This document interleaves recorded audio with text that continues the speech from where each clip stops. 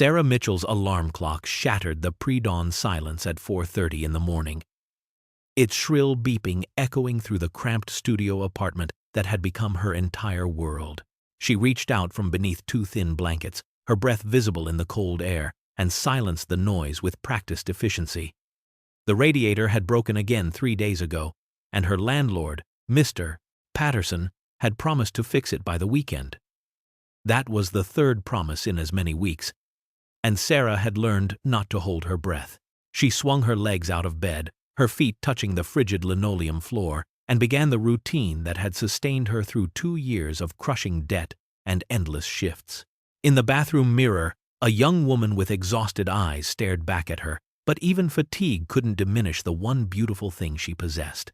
Her auburn hair, inherited from her grandmother Margaret, cascaded down her back in waves of copper and gold, reaching nearly to her waist. It was her only vanity, the single thing she allowed herself to take pride in, and each morning as she brushed it, she heard her grandmother's voice from childhood, soft and loving, telling her it was their family's treasure. Sarah gathered it into a practical bun, securing it with pins she'd owned since nursing school, and dressed in scrubs that had been washed so many times the blue had faded to a soft gray. In the kitchen, she counted out exact change for the bus, her fingers sorting through quarters and dimes with mathematical precision. $17.32 remained in her wallet until next Friday's paycheck, and rent was already overdue. She looked at the box of cereal on the counter, did the mental calculation, and decided to skip breakfast. Again, the 3-mile walk to the bus stop would burn calories she couldn't afford to lose. But the alternative was spending money she didn't have. At Sacred Heart Hospital, the morning shift began at 6 o'clock sharp, and Sarah was never late. Before I continue the story, please subscribe. I need to reach 1,000 subscribers so I can keep bringing you stories like this every day. It's just one click for you, but it means a lot to me. Thank you. The oncology ward at Sacred Heart Hospital occupied the entire 4th floor, a place where hope and despair walked hand in hand through sterile corridors that smelled of disinfectant and quiet suffering. Sarah arrived 15 minutes early, as she always did, and stopped by the staff lounge to store her meager lunch in the communal refrigerator.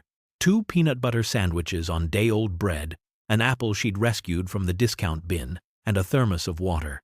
Her colleague Jennifer glanced at the brown paper bag with sympathy poorly disguised as casual interest, but Sarah smiled brightly, deflecting any potential offers of help with the ease of long practice. She had her pride, even if she had little else. The morning rounds began with room 407, where Mrs. Chen was recovering from her latest chemotherapy session.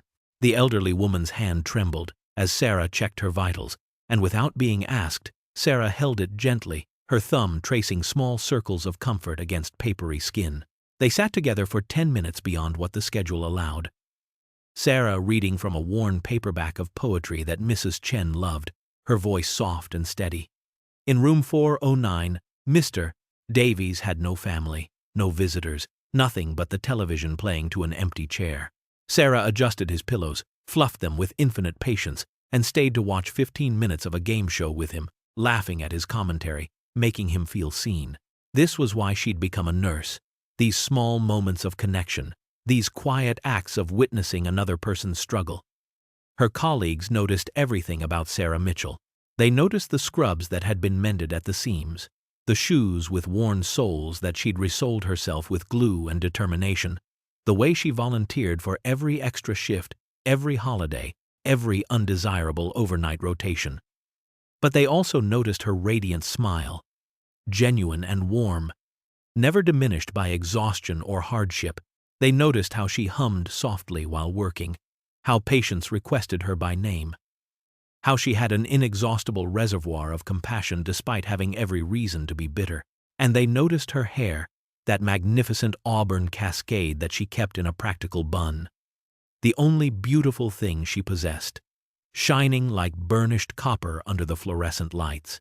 During her lunch break, Sarah sat in the rarely used chapel on the 2nd floor, eating her sandwiches slowly to make them last, and allowed herself to remember her grandmother Margaret, sitting behind her in the old farmhouse, brushing her hair with long, gentle strokes, counting to 100 every night. "This is our family's treasure," Margaret would say, her voice rich with love and history. "Your great-grandmother had hair like this, and her mother before her. It's passed down through generations, a gift of beauty in a hard world." Sarah had been 12 then, young enough to believe that beauty mattered, old enough to understand that her grandmother was teaching her something deeper than vanity. The memory shifted.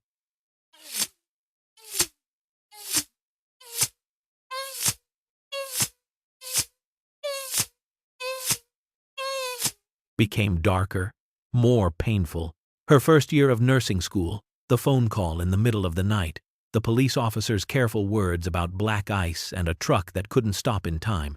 Her parents, both gone in an instant, and Sarah left with a grief so vast it had no borders and debts so crushing they bent her spine.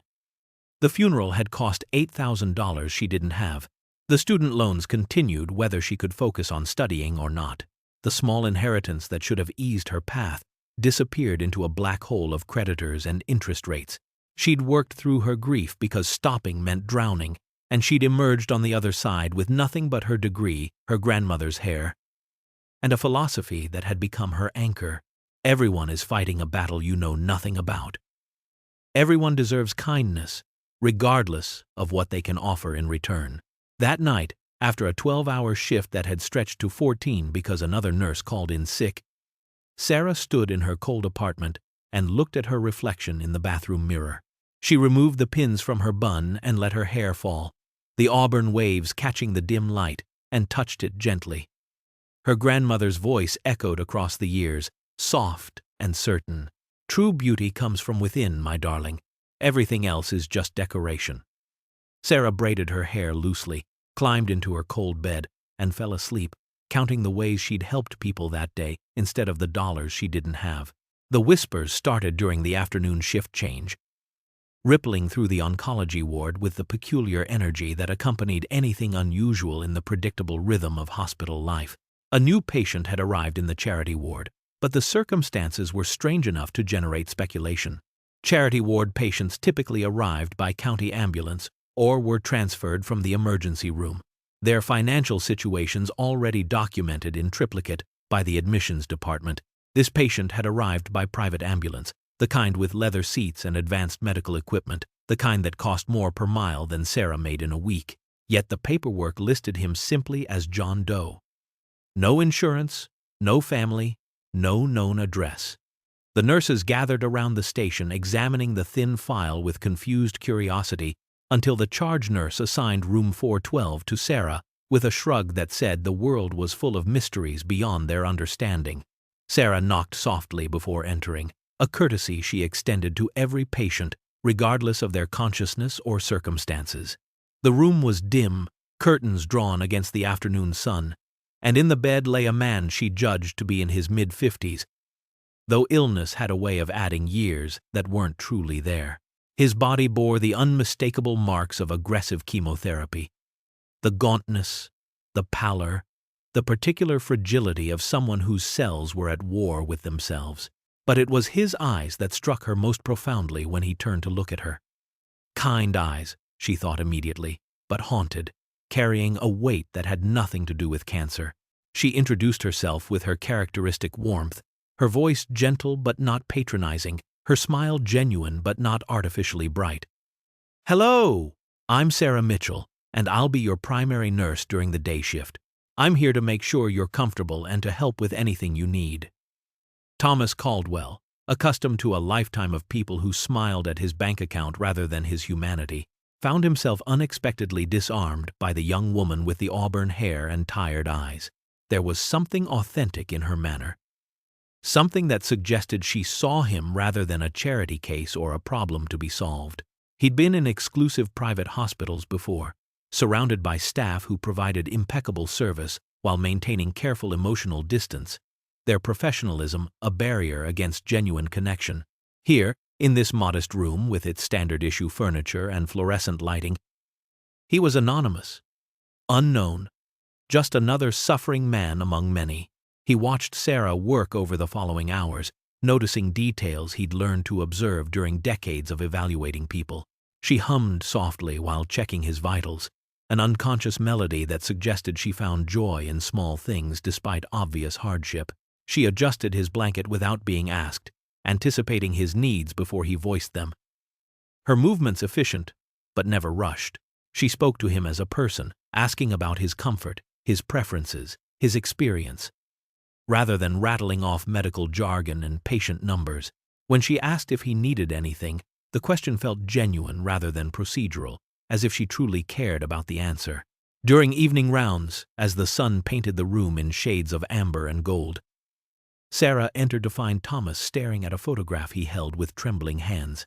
She could have pretended not to notice, could have completed her tasks and left him to his private grief, but something in the set of his shoulders, the quiet desperation in his stillness, made her pause. "Family?" she asked softly, not intruding but offering an opening if he needed it. Thomas looked up, surprised by the question, by the gentle concern in her voice. "My wife Rebecca and my daughter Emma," he said quietly, his voice rough with emotion he rarely allowed himself to express. "I lost them in an accident 5 years ago.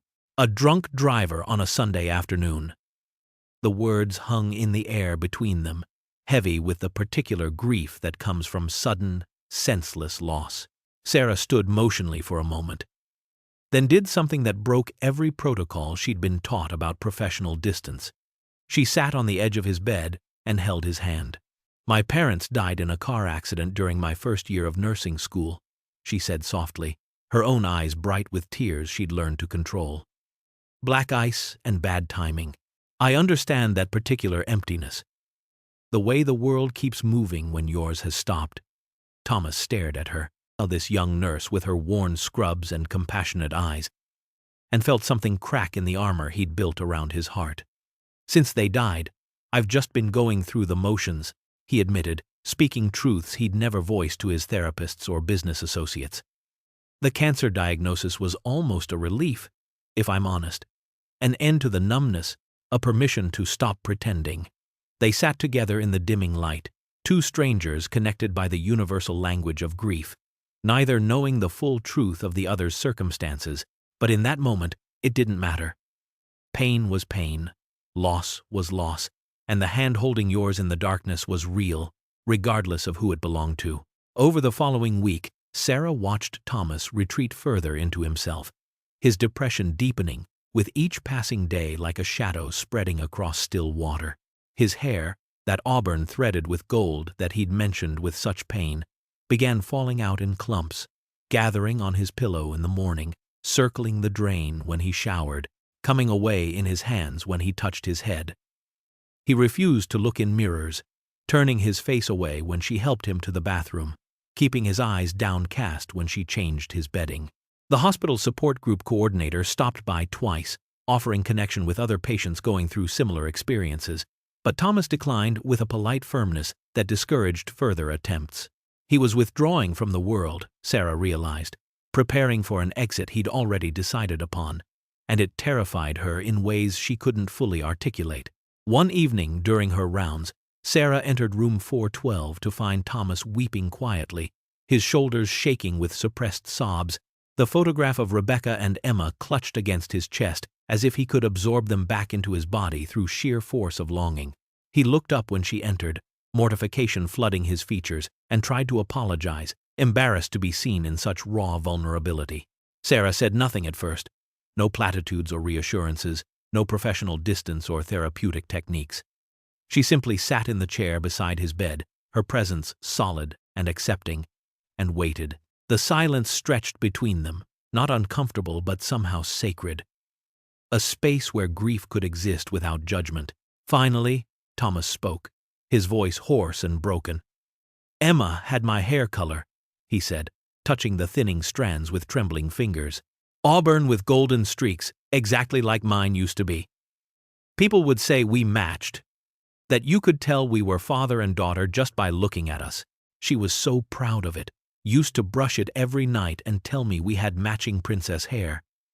He laughed bitterly at the memory, then sobbed. "Losing it feels like losing the last physical connection to her. I know that sounds insane. It's just hair. But it was ours, something we shared. And now even that's being taken away. Sarah's heart broke cleanly in two, the sound of his anguish echoing in chambers of her own grief she'd learned to keep carefully locked. She stayed with him long past the end of her shift, holding his hand, bearing witness to his pain, offering no solutions because some losses had no solutions, only endurance. That night, lying in her cold apartment with the broken radiator and the overdue rent notices stacked on the counter, Sarah could not sleep. Her mind turned over Thomas's words again and again. The image of him weeping over hair that connected him to his lost daughter. The raw agony of a man losing everything piece by piece. She thought about the arbitrary cruelty of loss, how it took and took without mercy or meaning. How suffering was distributed without justice or reason.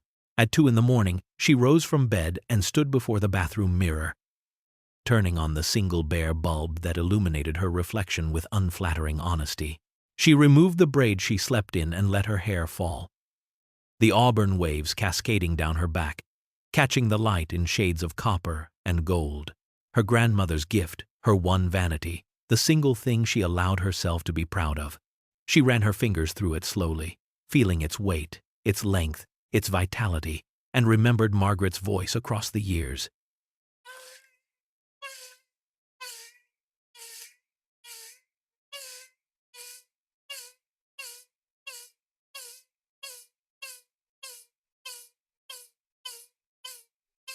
True beauty comes from within, my darling. Compassion is the highest form of love. Sometimes we're called to give what costs us most, and that's when we discover what we're truly made of.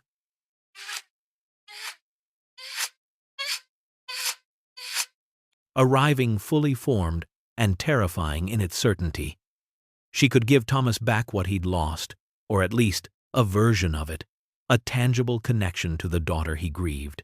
The next morning, before her shift began, Sarah called a specialty wig maker named Mrs. Chen, whose card she'd seen on the bulletin board in the hospital's cancer support center.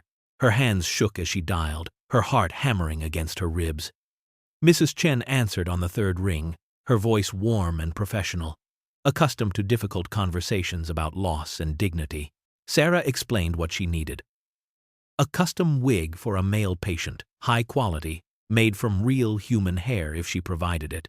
And could it be done quickly because time felt urgent in ways she couldn't fully explain?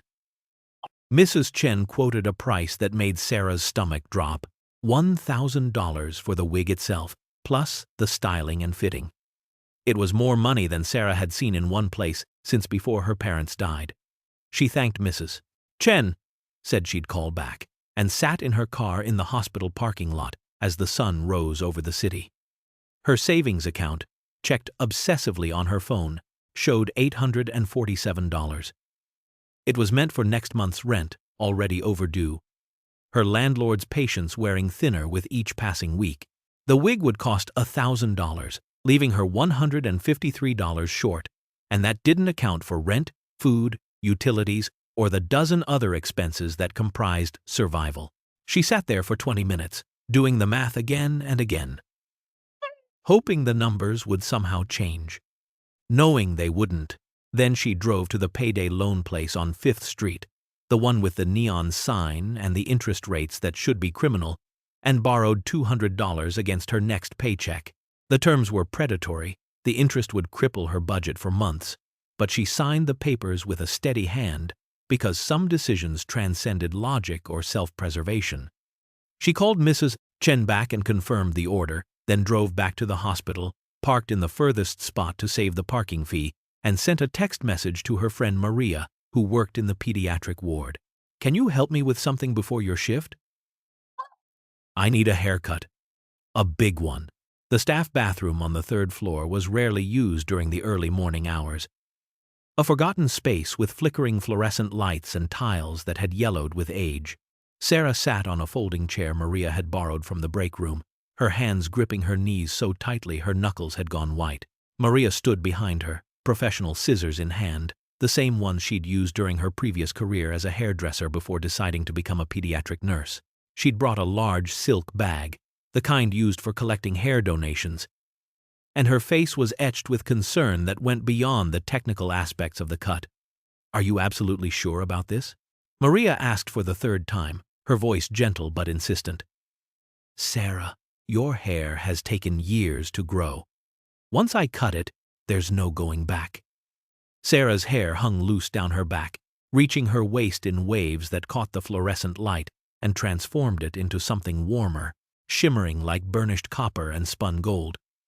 It was the one thing people complimented her on, the one thing that made her feel beautiful on the difficult days when exhaustion and poverty ground her down to nothing. Strangers stopped her in the grocery store to admire it. Patients reached out to touch it and smiled. Colleagues told her she should be in shampoo commercials. It was her armor and her crown, her connection to her grandmother and her past. The single vanity she allowed herself in a life stripped of everything else. Her hands trembled as she nodded, not trusting her voice to remain steady. "I'm sure," she whispered.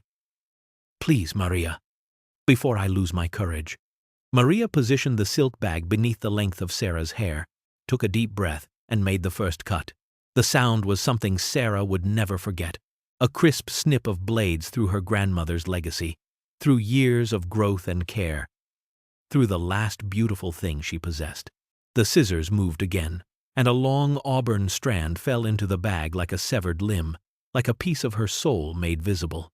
Maria worked methodically, section by section, and Sarah watched in the mirror as her reflection transformed into someone unrecognizable. Tears ran down her face silently, a steady stream she made no effort to stop or hide.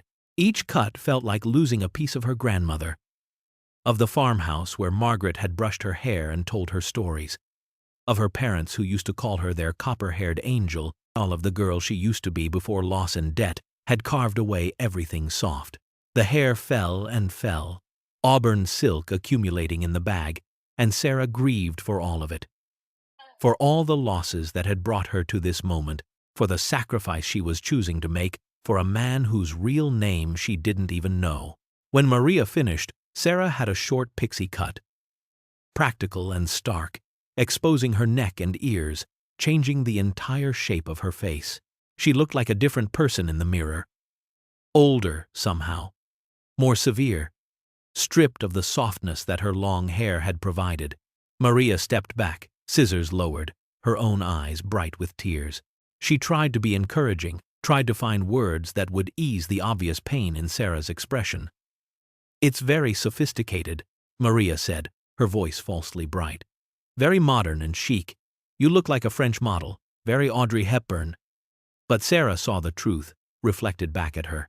She looked like she'd been through war, like a soldier returning from battle, like someone who'd given up something essential and carried the evidence on her body. The pixie cut was practical, yes, but it was also harsh against her features, emphasizing the exhaustion in her eyes, the gauntness in her cheeks from too many skipped meals. She looked like what she was, a woman who had nothing left to lose because she'd already lost everything. Maria carefully transferred all the hair into the silk bag, measuring it with a tape measure she'd brought for this purpose. 32 inches of auburn silk, shining even in the unflattering bathroom light. A treasure beyond price collected in a simple bag. Sarah took it from her with shaking hands, cradled it like something sacred, and whispered her thanks to Maria, who hugged her tightly and told her she was the bravest person she'd ever met. Sarah didn't feel brave. She felt hollowed out, scraped clean, terrified of what she'd just done. She left the hospital immediately, before her shift began, and drove across town to Mrs. Chen's shop, a modest storefront sandwiched between a dry cleaner and a Vietnamese restaurant.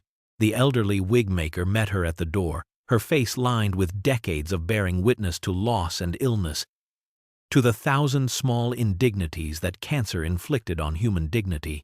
Sarah placed the bag of hair on the work table and then counted out every dollar she had.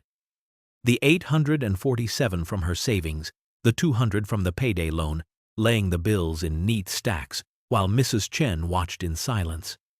When Sarah finished and looked up, Mrs. Chen's eyes were filled with tears. "In 40 years of making wigs for cancer patients, I have never seen such a sacrifice," the elderly woman said, her voice thick with emotion. Most donations come from people with hair to spare, from those who can afford the generosity. But you, child, you've given something precious, something that cost you dearly. Why? Sarah's voice was steady, despite the tears still drying on her cheeks. Because he's lost everything, and this is the one thing I can give back. His daughter had his hair color, and losing it feels like losing her all over again. If I can ease that pain even a little, then it's worth it. Mrs. Chen nodded slowly, then reached out and covered Sarah's hand with her own weathered one. I will make the finest wig I've ever created, she promised. This will be my masterpiece, in honor of your kindness. Tell me about the patient. Sarah realized with a start that she didn't even know Thomas's real name, that the paperwork said John Doe, that he was a mystery in every way except the grief they shared. He's in room 412 at Sacred Heart, she said. I don't know his name, but I know his heart. His hair was auburn with golden streaks, like mine, like his daughter's. She would have remembered it as warm, as something that connected them. Can you make it look like that? Like something she would recognize? Mrs. Chen squeezed her hand and smiled through her tears. Give me 2 weeks, and I will give you a miracle. Sarah returned to work 40 minutes late, slipping into the oncology ward through the staff entrance with her head down and her heart still racing from the magnitude of what she'd done. But there was no hiding the transformation, and within minutes the whispers started, followed by the questions, the stares, the shocked exclamations from colleagues who had known her auburn hair as well as they knew her name. Jennifer from the nurses' station was the first to approach, her hand flying to her mouth in surprise. Sarah! Oh my God, your hair! What happened? Are you okay? Others gathered quickly, a concerned cluster of scrubs and curious faces, all asking variations of the same question, with voices that ranged from surprise to worry. Sarah had prepared for this, had rehearsed her lie during the drive back to the hospital, but delivering it still felt like another small death. Another piece of herself sacrificed on the altar of anonymity.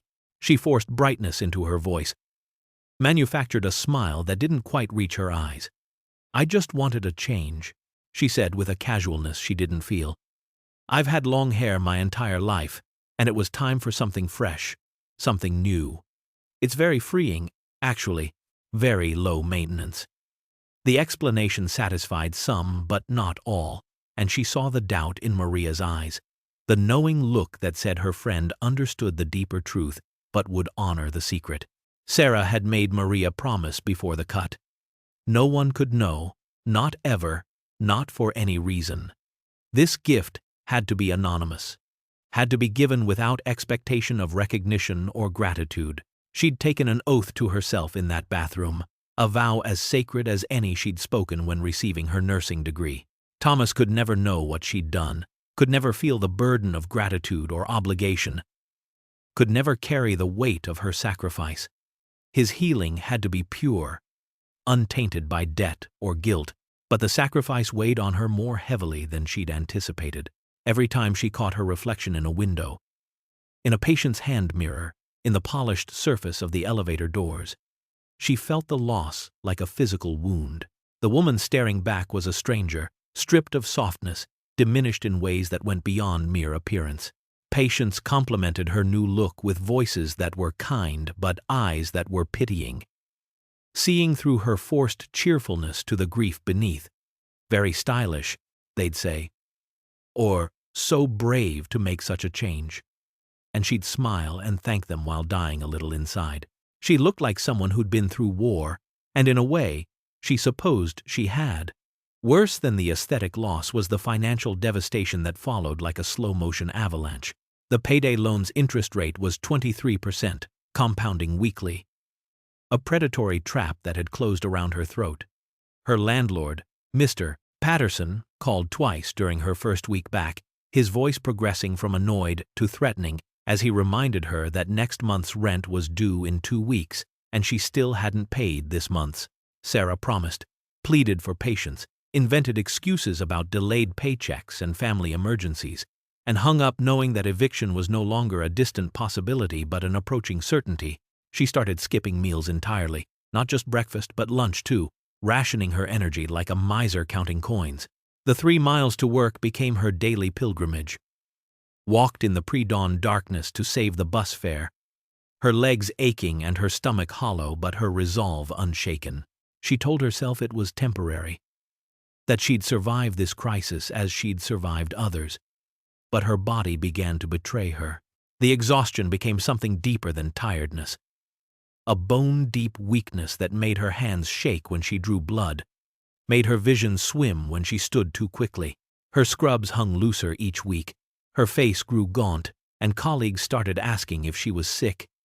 Their concern genuine but impossible to address without revealing the truth she'd sworn to protect. Meanwhile, Thomas's condition deteriorated in ways that made Sarah's physical suffering seem insignificant by comparison. The chemotherapy was aggressive and brutal, attacking not just the cancer but everything vital, reducing him to a shell of suffering and endurance. Sarah stayed by his side through the worst of it, the nights when the nausea was so violent he couldn't lift his head, holding the basin while he retched until there was nothing left inside him, cooling his fevered forehead with damp cloths, reading to him in soft tones when the pain made sleep impossible. She read from books she brought from the hospital's small library, stories of hope and survival, poetry about resilience, anything to give him something to focus on beyond the war his body was waging against itself. In those long nights, stripped of pretense by suffering and proximity, Thomas began to open up about his life in ways he'd never done with anyone since Rebecca and Emma died. He spoke carefully, editing details to hide his wealth, transforming his empire into a modest, successful business, his mansion into a comfortable home, his billions into enough to live well but not extravagantly. He told Sarah about Rebecca's laugh, how it sounded like music and light, how it could fill a room and make everyone smile. He told her about Emma's love of ballet, how she'd pirouette through the house in a pink tutu, how she'd made him attend every recital and critique her performances with the seriousness they deserved. He told her about the Sunday afternoon that took them, how he'd been working as always, how the last thing he'd said to Rebecca was that he'd be home late, how he never got to say goodbye. Sarah listened and wept with him, and in return, she shared her own stories. She told him about her parents, about her father's terrible jokes and her mother's fierce love, about the phone call that shattered her world during her first year of nursing school. She told him about her grandmother, Margaret, about the farmhouse and the hairbrushing, and the lessons about compassion being the highest form of love. She told him about the crushing debt, about working double shifts and eating peanut butter sandwiches and choosing between rent and textbooks. She told him about her philosophy, born from grief and hardship, that everyone is fighting a battle you know nothing about, that kindness costs nothing but means everything. A deep bond formed between them in those weeks. Two souls stripped bare by loss and pain, finding unexpected solace in radical honesty. They became friends in the truest sense, not because of what they could offer each other, but because of who they were when all pretense fell away. Thomas found himself looking forward to Sarah's shifts, to her gentle presence and her understanding silence, to the way she treated him like a human being rather than a dying man. Sarah found in Thomas a kindred spirit, someone who understood that survival after devastating loss wasn't triumph but daily choice, that grief never truly ended, but simply became part of the landscape you learned to navigate. Neither knew the full truth of the other, the secrets they kept and the sacrifices they'd made, but in those moments of connection, the truth didn't matter. What mattered was the hand holding yours in the darkness, the voice reading poetry at 3 a.m, the shared understanding that some losses leave you fundamentally changed, but not necessarily broken. 2 weeks passed in a blur of exhaustion and anticipation, each day bleeding into the next until Sarah could barely distinguish Tuesday from Saturday, morning shift from night shift, waking from sleeping. She survived on willpower and the secret knowledge that something beautiful was being created from her sacrifice, that Mrs. Chen was working magic with 32 inches of auburn silk. When the call finally came, Sarah was finishing a night shift, her body so depleted that she'd nearly fallen asleep, standing up during medication rounds. Mrs. Chen's voice on the phone was warm and proud. "It's ready, dear. Come whenever you can. I'll be here." Sarah drove to the shop immediately, still in her scrubs, her hands trembling on the steering wheel from hunger and nervous excitement. The sun was just rising, painting the city in shades of pink and gold, and she felt as if she were moving through a dream, untethered from the ordinary constraints of time and space. Mrs. Chen met her at the door with a smile that held both joy and reverence, and led her to the back workroom where the wig sat on a mannequin head, illuminated by natural light from a skylight above. The creation was stunning, transcendent, a work of art that went beyond mere craftsmanship into something approaching the sacred. Mrs. Chen had worked magic, transforming Sarah's sacrifice into exactly what Thomas needed, what his soul craved. The wig perfectly matched the auburn gold color from the photograph Sarah had described. Each strand hand-tied with meticulous care, the color gradient subtle and natural, moving from deeper auburn at the roots to golden highlights that caught the light like sunrise. The style was masculine but gentle, exactly as a daughter would remember her father's hair, with enough length to seem natural but short enough to be practical. It looked real, alive, as if it had grown from a scalp rather than been constructed by human hands. Sarah reached out to touch it, her fingers trembling, and felt tears spill down her cheeks. This was her grandmother's legacy transformed, her own vanity transmuted into someone else's healing, and the beauty of it overwhelmed her. Mrs. Chen placed a weathered hand on Sarah's shoulder, her eyes bright with emotion. "In all my years, I have never created anything finer," she said softly. "Your sacrifice inspired me to work at a level beyond my usual skill. This is my masterpiece, and it exists because of your extraordinary kindness." Sarah tried to pay more, to offer something additional for the obvious care and artistry, but Mrs. Chen refused with gentle firmness, closing Sarah's hands around the money she tried to press into them. "You've already paid more than anyone should have to," the elderly woman said. "Your sacrifice has reminded me why I do this work, why I've devoted my life to helping people reclaim their dignity. That inspiration is worth more than money." Sarah hugged her then. This stranger who understood the language of sacrifice and compassion, who had transformed loss into beauty without asking for anything in return. They stood together in the workshop as morning light streamed through the skylight. Two women connected by the invisible threads of kindness that bind humanity together in its better moments. Sarah brought the wig to the hospital in an elegant box Mrs. Chen had provided. Simple white cardboard, lined with tissue paper, dignified and understated. Her hands shook as she carried it through the parking lot.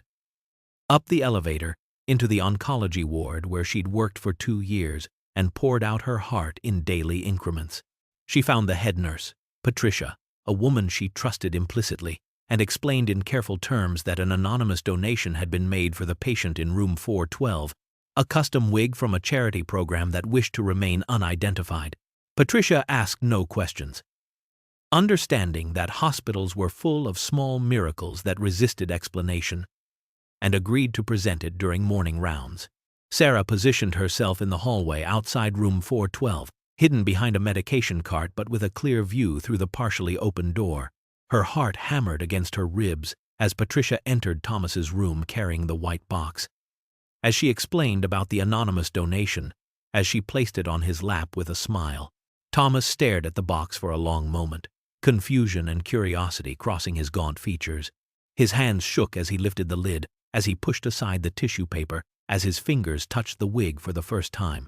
Sarah watched his face transform, watched shock and wonder and something approaching awe ripple across his features like wind across water. He lifted the wig slowly, reverently, holding it up to the morning light streaming through his window. The color stopped his breath. Sarah could see it happen, could see the way his chest seized and his mouth opened in silent amazement. It was exactly, impossibly, the shade he once had.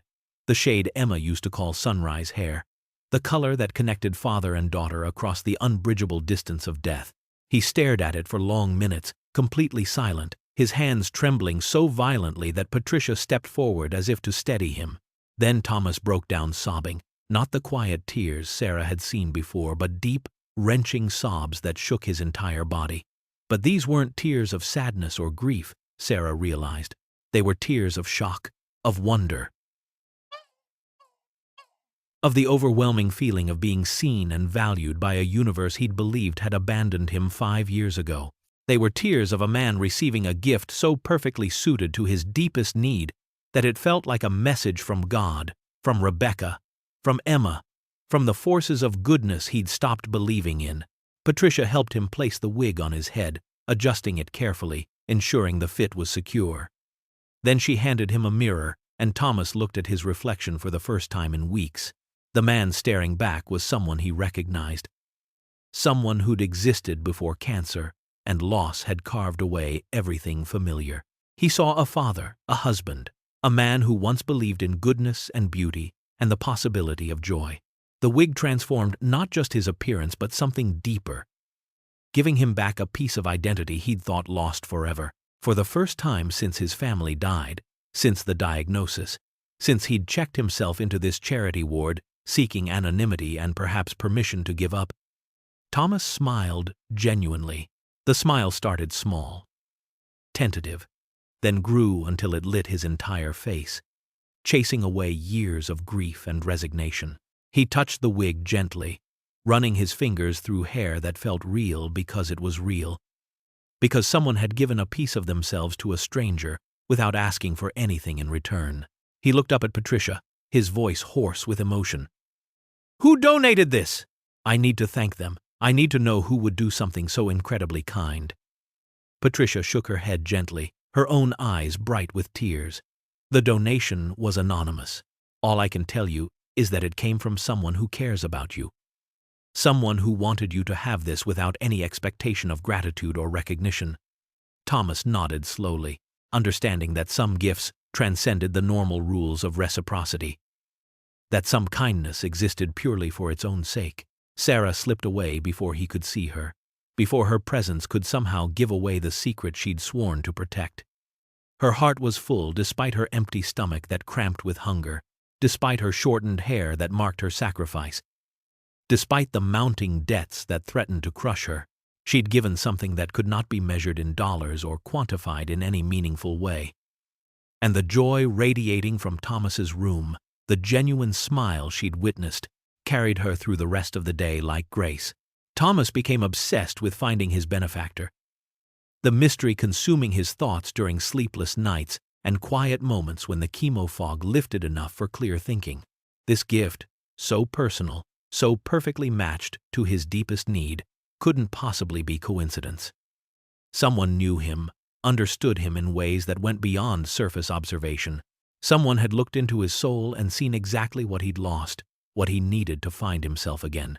He questioned nurses during their rounds, asking with carefully casual tones about the donation program, about who organized it, about how gifts were matched to patients. He spoke with administrators, tracking down the development director to inquire about anonymous donors and their processes. He cornered volunteers, chaplains, anyone who might have information about the mysterious benefactor who'd given him back a piece of his identity. But the paperwork was frustratingly vague, the donation properly anonymous, every inquiry hitting a wall of confidentiality and genuine ignorance. No one seemed to know anything beyond what Patricia had told him. Someone cared, and that someone wished to remain unknown.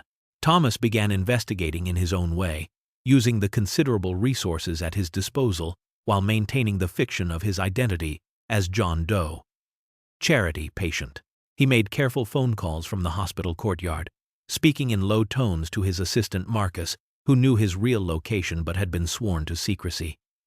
Marcus made quiet inquiries with Mrs. in shop, but the elderly wigmaker proved as dedicated to confidentiality as any lawyer, revealing nothing beyond that the hair had been donated by someone with a pure heart.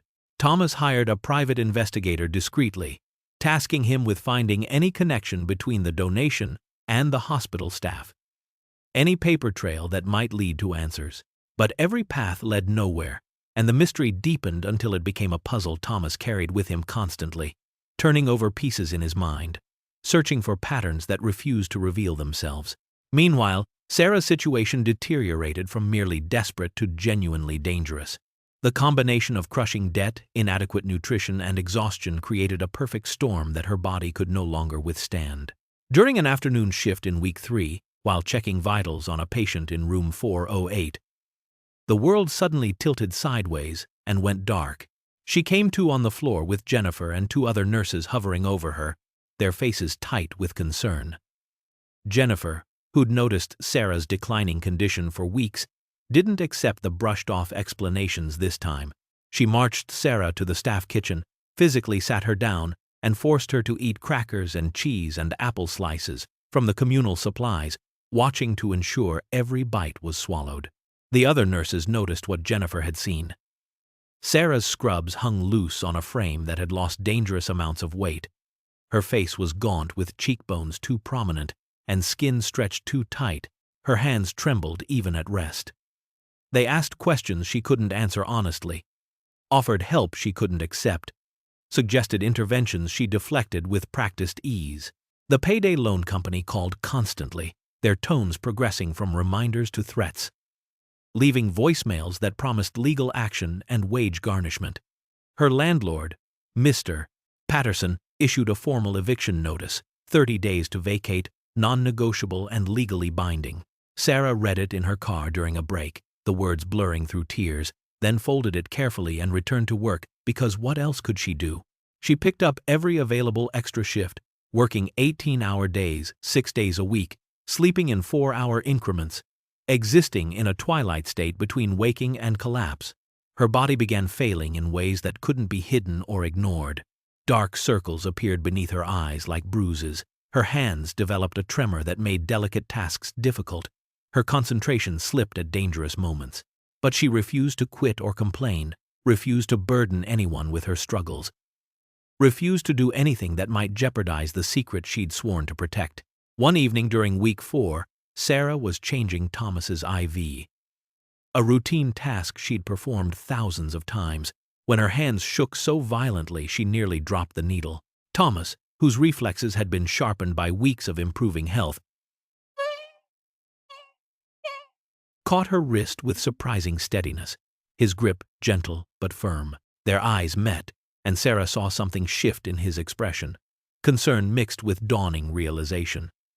"Sarah, what's wrong?" he asked, his voice carrying the authority of someone accustomed to extracting truth from evasion. "And don't tell me you're just tired. I've been watching you for weeks, and something is very wrong." Sarah tried to smile, to deflect with her usual cheerful dismissal, to maintain the professional distance that kept secrets safe. "I'm fine, really. Just a long week. Lots of shifts. You know how it is in nursing, we run on coffee and determination." She tried to pull her wrist free, but Thomas held on, not forcefully but with quiet insistence. His eyes, those kind but haunted eyes she'd first noticed months ago, searched her face with an intensity that made her uncomfortable. He was trained by decades of reading people in business negotiations, of detecting lies and evasions, of seeing through carefully constructed facades to the truth beneath. He noticed everything she'd tried to hide, the worn shoes with holes in the soles, the way she savored every single bite of the crackers she kept in her pocket as if they were precious, the exhaustion that went beyond normal tiredness into something approaching collapse, the weight loss that had transformed her from slender to skeletal. He noticed that her short hair, which had shocked everyone weeks ago, never seemed to bother her the way a chosen change should, that she sometimes touched her head with an expression of loss quickly hidden. He noticed that she worked more shifts than anyone else, that she never ate in the cafeteria, that she walked to work even in rain. Thomas began to suspect something, though he didn't know what yet. Couldn't quite connect the disparate observations into a coherent pattern, but the pieces were there, waiting to be assembled, and Thomas Caldwell had built an empire by seeing patterns others missed. Thomas's private investigator, a discreet professional named Richard Moss, who specialized in cases requiring absolute confidentiality, finally provided the breakthrough after 3 weeks of careful work. He'd traced the wig back to Mrs. Chen's shop, confirmed the custom nature of the piece, and discovered that the hair had been donated rather than purchased from a supplier. The donor remained anonymous in the paperwork, But Moss had learned that Mrs. Chen occasionally took consultation appointments for potential clients. Thomas arranged a meeting under the guise of inquiring about a wig for himself, a post-treatment option he was considering, and drove to the modest storefront on a gray Thursday afternoon while supposedly at a doctor's appointment. Mrs. Chen met him in her workshop, sunlight streaming through the skylight. And Thomas saw recognition flicker across her weathered face within seconds. She was elderly and wise. A woman who'd spent 40 years reading grief and desperation in the faces of cancer patients and their families, and she saw through his disguise with the ease of long practice. "You're the patient from room 412, she said simply. Not a question, but a statement of fact. The one who received the auburn wig. Thomas, caught off guard by her directness, abandoned his pretense and nodded. "I need to know who gave it to me. Please. This gift was so personal, so perfectly matched to what I needed, and I have to thank them." Mrs. Chen studied him for a long moment, her dark eyes assessing his intentions, weighing his sincerity against the confidentiality she'd promised. Finally, she gestured to a chair and sat across from him, her hands folded in her lap like a judge preparing to deliver a verdict. "I cannot give you a name," she said firmly. "I made a promise, and I keep my promises, but I can tell you this. The person who donated that hair was a young nurse who gave her own beautiful hair that reached her waist and shone like copper and gold. She paid with money she didn't have, money meant for rent and food, took out a loan she couldn't afford, and demanded complete anonymity. She said you could never know. That the gift had to be pure, without obligation or gratitude. She described you from a photograph, told me about your daughter, about the connection you'd lost. She sacrificed something precious because your pain moved her, because she believed everyone deserves dignity and beauty, even at the end." Mrs. Chen paused, her eyes bright with emotion. "In 40 years, I have never witnessed such selfless kindness. She gave you what she treasured most, expecting nothing, asking for nothing, wanting only to ease your suffering. That is grace, Mr. Doe, or whatever your real name is. That is the kind of love that redeems this broken world." Thomas sat frozen, Mrs. Chen's words washing over him like cold water, clarifying everything he'd suspected but hoped wasn't true. The description was unmistakable. Auburn hair now gone. Gentle manner, dedication to her patient. A nurse who cared beyond professional obligation. Sarah, his Sarah, who'd held his hand through the worst nights, who'd listened to his grief without judgment, who'd treated him as a human being rather than a case file, had given up something precious for him. She'd cut off her beautiful hair, her one vanity, the thing everyone complimented, and paid with money she desperately needed to give a stranger the gift of dignity. Thomas returned to his hospital room, shaken to his core, his mind reeling with the implications. He'd been so absorbed in his own pain, his own grief, his own dying that he'd failed to see what was happening right in front of him. Sarah's sudden haircut weeks ago, the shock on her colleagues' faces, her deflection when asked about it. The timing aligned perfectly with when he'd received the wig. He'd been too self-centered to connect the dots, too wrapped up in his own mystery to solve the one that mattered most. He began watching her more carefully during her shifts, noticing with fresh eyes what guilt and self-absorption had blinded him to before. The sacrifice evident in her short pixie cut, so stark against her delicate features. Nothing like the sophisticated change she'd claimed it to be. The exhaustion in her movements, the way she leaned against walls when she thought no one was watching. The tremor in her hands that grew worse each week. The quiet suffering she hid behind her smile. The weight loss that made her scrubs hang loose. The worn shoes with holes and the crackers she ate like they were gourmet meals. One afternoon, as Sarah checked his vitals with her usual gentle efficiency, Thomas gathered his courage and asked directly, his voice casual but his heart pounding. "Sarah, I've been meaning to ask, what made you cut your hair? It was so beautiful, and now it's so different. Was it really just wanting a change?" Sarah froze momentarily, her hand stilling on his wrist where she was counting his pulse. and Thomas saw the flash of panic in her eyes before her professional mask slid into place. She laughed, but it sounded hollow, forced. "Oh, you know how it is. I'd had long hair forever, and it was time for something fresh, something easier to manage. Very freeing, actually. I should have done it years ago." But her eyes betrayed her, a flash of loss and grief so profound it made Thomas's chest ache. She looked away quickly, finished taking his pulse, recorded the numbers with hands that shook slightly. He didn't push, didn't reveal what he knew, but now he was certain. His nurse, his kind, impoverished nurse who worked double shifts and walked miles to save bus fare, had given her treasured hair for him, a stranger she believed to be as poor and alone as she was. The knowledge devastated and humbled him in equal measure.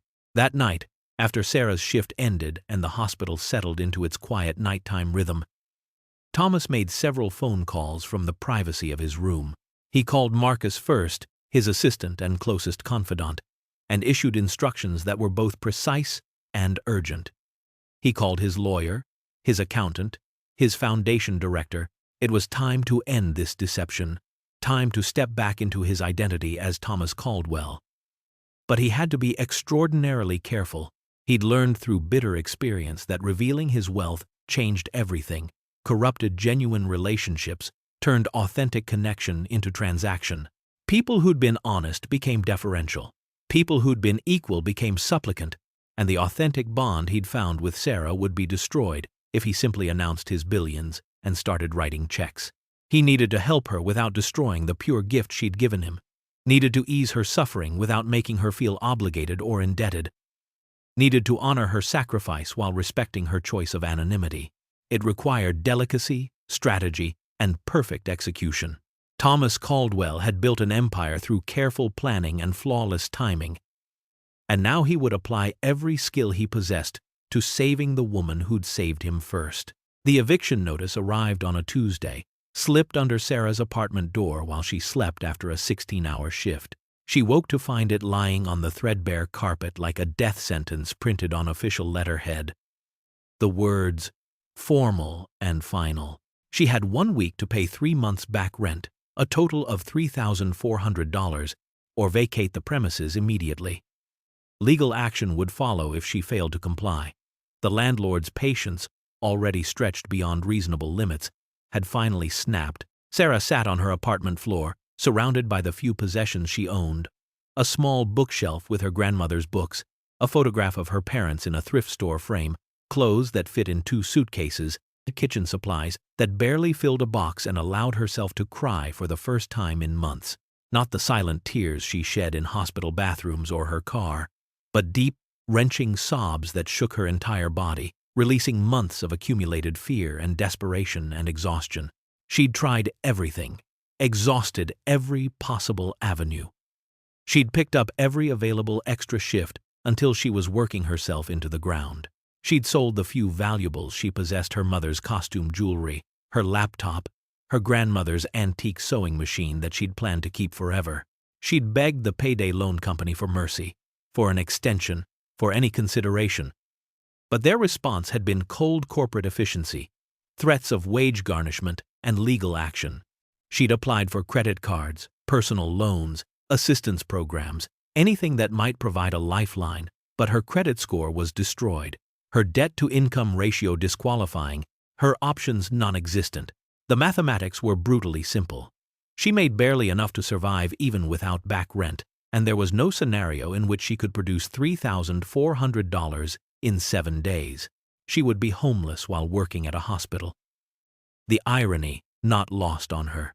A nurse who cared for others, who provided comfort and dignity to the suffering, would be sleeping in her car or a shelter, showering at the hospital gym, hiding her circumstances from colleagues and patients. She considered asking her coworkers for help, drafting the words in her mind, imagining herself approaching Jennifer or Maria or Patricia with hands outstretched and pride destroyed. But shame stopped her every time. The burning humiliation of admitting just how completely she'd failed at the basic task of survival. They already looked at her with pity, already noticed her weight loss and exhaustion, already whispered about her when they thought she couldn't hear. She couldn't bear to confirm their worst suspicions, couldn't bear to become an object of charity, couldn't bear to expose the full extent of her desperation. That night, she lay in bed, staring at the ceiling, doing the impossible math one more time, and came to the conclusion she'd been avoiding for weeks. She would live in her car, a 12-year-old sedan with a broken heater and a passenger door that didn't lock properly. She would shower at the hospital, store her few possessions in her locker, and pray that no one discovered her secret. She would survive because she always survived. Because giving up wasn't in her nature. Because her grandmother had taught her that resilience was measured not by never falling but by rising every time you did. The next day at work, running on 3 hours of sleep and a breakfast of crackers stolen from the staff kitchen, Sarah was called to the hospital director's office. The summons came through Patricia, delivered with a sympathetic expression that confirmed Sarah's worst fears. Her heart sank as she walked through the administrative corridors, her mind racing through all the ways her declining performance had finally caught up with her. The fainting incident, the trembling hands, the missed medication times, the patients who'd complained about her distraction. She was being fired, she thought with sick certainty. Probably for her declining performance and attendance issues. She'd lose her job, her income, her purpose, everything that kept her tethered to hope. Director Chen, a kind woman in her early 60s with no relation to Mrs.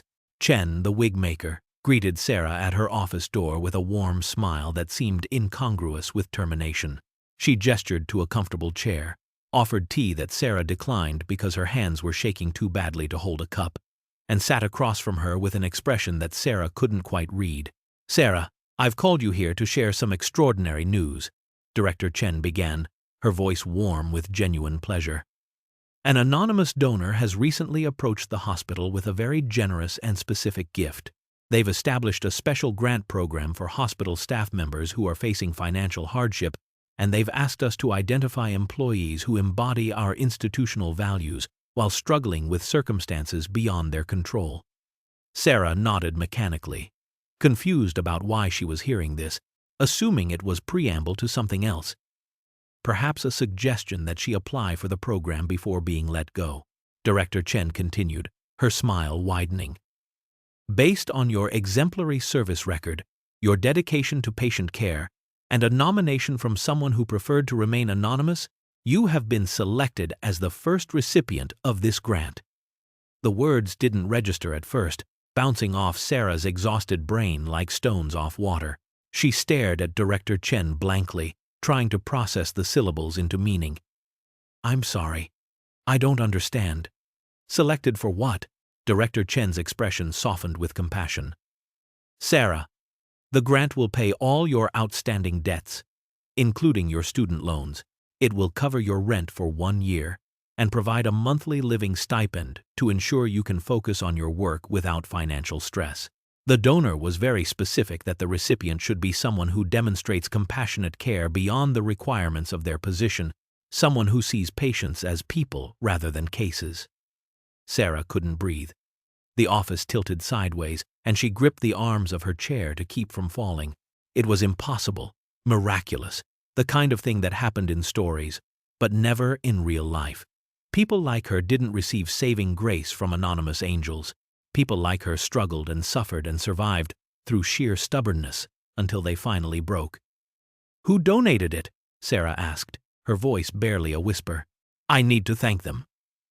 I need to know who would do something so incredibly generous." Director Chen shook her head gently.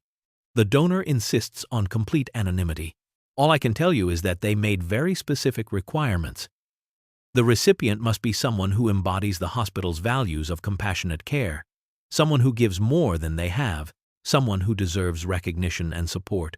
You, Sarah, are exactly that person." Sarah left the office 5 minutes later. The paperwork that would change her life clutched in trembling hands and made it approximately 10 feet down the hallway before her legs gave out. She slid down the wall, sitting on the polished floor with her back against institutional beige paint, and wept openly, not caring who saw, not caring about professional decorum or maintaining composure. These were tears of disbelief and relief and overwhelming gratitude. tears that washed away months of crushing fear and desperation. Her first thought, ironically, was to tell Thomas to rush to room 412 and share this incredible news with the friend she'd found in the dying man who'd become her confidant. She wanted to tell him about miracles, about anonymous angels, about the universe occasionally sending saving grace when you needed it most. She didn't suspect for a moment that he was behind it. Didn't connect the timing or the specific nature of the gift to the man who'd been watching her with increasing concern. She simply wanted to share her joy with someone who would understand, someone who knew what it meant to be saved by unexpected kindness, someone who'd taught her that connection mattered more than circumstances. Sarah rushed to Thomas's room with joy radiating from her like light. Her exhaustion momentarily forgotten, her perpetual worry temporarily lifted by the miracle that had just transformed her life. She burst through the door with uncharacteristic exuberance, forgetting to knock, forgetting professional decorum, forgetting everything except the overwhelming need to share this impossible news with the one person who would truly understand. Thomas looked up from the book he'd been reading, startled by her sudden entrance, and his face transformed when he saw her expression. She was incandescent with happiness, her eyes bright with tears, her smile genuine and unguarded in a way he'd never seen before. "Thomas, the most incredible thing just happened," she said, her words tumbling over each other in her eagerness. "An anonymous donor established a grant for hospital staff facing financial hardship, and I was selected as the first recipient. They're paying my debts, all of them, including my student loans. They're covering my rent for a year and providing a living stipend. I was about to be evicted. I had 1 week. I thought I'd be homeless. And now," her voice broke, overwhelmed by emotion, "now I'm saved. An angel I'll never meet saved my life." Thomas, watching her happiness with an intensity that made his chest ache, felt his heart calcified by years of grief and cynicism, hardened by loss and isolation, crack open like a seed responding to unexpected rain. This is why wealth exists, he realized with sudden, profound clarity. Not for accumulation or power, not for influence or legacy, not for the empty satisfaction of seeing numbers increase in accounts he never looked at. Wealth existed for moments exactly like this, for seeing genuine joy born from genuine need, met by genuine help, for the privilege of easing suffering and creating hope without requiring anything in return. This moment, Sarah's radiant happiness, her tears of relief and gratitude, was worth more than every dollar he'd ever made, every deal he'd ever closed, every empire he'd ever built. Sarah continued, her voice thick with emotion, thanking God and the universe and the unknown donor whose kindness had saved her life. She paced the small room, her hands gesturing expressively, trying to articulate the magnitude of what she felt. Then she said something that Thomas would remember forever, words that would echo through his mind during the years to come, words that would define the person he chose to become. "Whoever they are, wherever they are, they've reminded me that goodness exists in this world."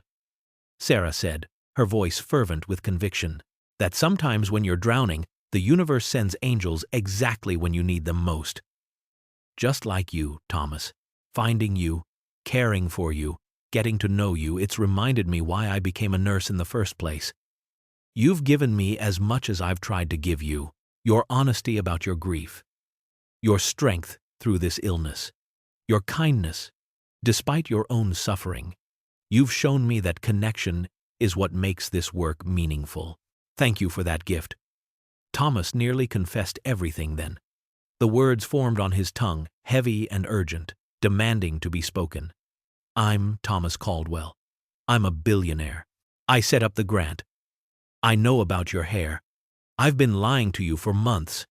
But something stopped him, some instinct deeper than honesty, some understanding that certain truths destroy the very things they claim to honor.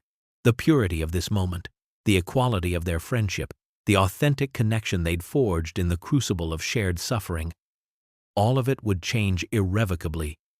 If she knew who he really was, she would feel obligated, grateful beyond the natural bounds of friendship, uncomfortable in his presence. Their easy conversations would become stilted. Her natural warmth would be replaced by deference or suspicion, and the one authentic relationship he'd had since Rebecca and Emma died would be corrupted by the vast inequality of their circumstances. He couldn't bear it. Couldn't bear to lose her genuine affection and replace it with the complicated politics of wealth and obligation. So Thomas simply smiled, squeezed her hand with a grip made steady by certainty, and told her with absolute sincerity, "You deserve every good thing, Sarah. You deserve this and so much more. The world needs people like you, people who care without counting the cost, people who give without expecting return. I'm grateful every day that you're my nurse, my friend." After Sarah left to continue her rounds, still glowing with happiness, Thomas sat alone in his room as evening shadows lengthened across the floor. That night, for the first time since his diagnosis, for the first time since the doctor had said the words stage 4 and terminal, and months, not years, Thomas wept. But these weren't tears of fear or grief or the desperate rage he'd felt when facing his own mortality. These were different tears entirely, born from something he thought he'd lost forever when Rebecca and Emma died. Something he'd believed cancer had finally killed. Hope, Sarah's kindness, her sacrifice that he now understood fully, her genuine care for him as a person rather than a figure to be managed or a problem to be solved, had awakened something dormant in the ruins of his heart. She'd given him her hair, her treasure, her one beautiful thing, expecting nothing. She'd cared for him through the worst nights of his life, holding his hand through suffering, reading to him when sleep wouldn't come, treating him with dignity when he felt like nothing more than a dying animal. She'd shared her own grief honestly, creating a space where he could be vulnerable without shame, and she'd done all of it believing him to be as poor and alone as she was, believing there was nothing to gain, no reward to expect, no transaction to complete. Her goodness was pure, unconditional, the kind of love that asked for nothing and gave everything. Thomas realized, sitting in the dimming light wearing the wig made from her hair, that he didn't want to die anymore. For months, the cancer diagnosis had felt like permission to give up, to stop pretending that life without Rebecca and Emma had meaning. He'd checked into this charity ward, half hoping the end would come quickly, seeking anonymity for his final exit, ready to surrender to the void. But Sarah had changed everything. Her sacrifice demanded honor, demanded that he live well, demanded that he use whatever time remained to spread the kind of goodness she represented so naturally. He wanted to live, wanted to fight, wanted to build a world where nurses like Sarah didn't have to choose between rent and food, where kindness was rewarded rather than exploited, where the Sarah Mitchells of the world received the support they deserved. He touched the wig gently, feeling the strands that had once been part of her, and made a vow in the darkness. He would live, and living, he would honor her gift by becoming worthy of it. Thomas's health began to improve in ways that surprised even his oncologist, Dr. Patel, a pragmatic woman who'd learned over 2 decades not to make promises that cancer might break. Whether the change came from the chemotherapy finally gaining ground against the disease or from Thomas's renewed will to live, the result was undeniable. His blood work showed improvement. The tumors were shrinking. His body was responding to treatment with an enthusiasm that defied the grim initial prognosis. Dr. Patel, reviewing his latest scans, used the words cautiously optimistic, which in oncology speak meant something approaching miraculous. The wig Sarah had anonymously provided became Thomas's armor. His connection to his past self, his talisman of hope for a future he'd stopped believing in. He wore it during every chemotherapy session, during difficult days when pain and nausea threatened to break his resolve, during sleepless nights when fear crept in through the cracks in his determination. He touched it often, his fingers running through the auburn strands as if drawing strength from the sacrifice they represented, as if Sarah's kindness had been woven into each fiber and could be absorbed through simple contact. It was more than a wig, more than a cosmetic enhancement. It was a physical reminder that goodness existed, that strangers could care deeply, that the world contained more beauty than he'd allowed himself to see during his years of grief. Sarah continued her care, efficient and gentle as always, completely unaware of the depth of impact she'd had, unaware that her patient was experiencing a resurrection not just of body but of spirit. With her financial crisis resolved by the mysterious grant, Sarah began to transform in visible ways. She regained weight, her face filling out, the gauntness replaced by healthy vitality. Energy returned to her movements, the shuffling exhaustion replaced by her natural grace. Her colleagues noticed the change immediately, commented on how much better she looked, how the weight of the world seemed to have lifted from her shoulders. Her short hair grew slowly, adding length in increments, and she found to her surprise that she actually liked it. It was practical, easy to manage, requiring minutes instead of the half-hour her long hair had demanded. It was liberating in its own way, a physical manifestation of letting go, of discovering that beauty could take different forms, that her grandmother's treasure had been transformed rather than lost. She bought new scrubs that fit properly, treated herself to a decent pair of shoes without holes, allowed herself small luxuries like fresh fruit and the occasional coffee from the hospital cafe. Other patients in the oncology ward noticed the change in Thomas, too.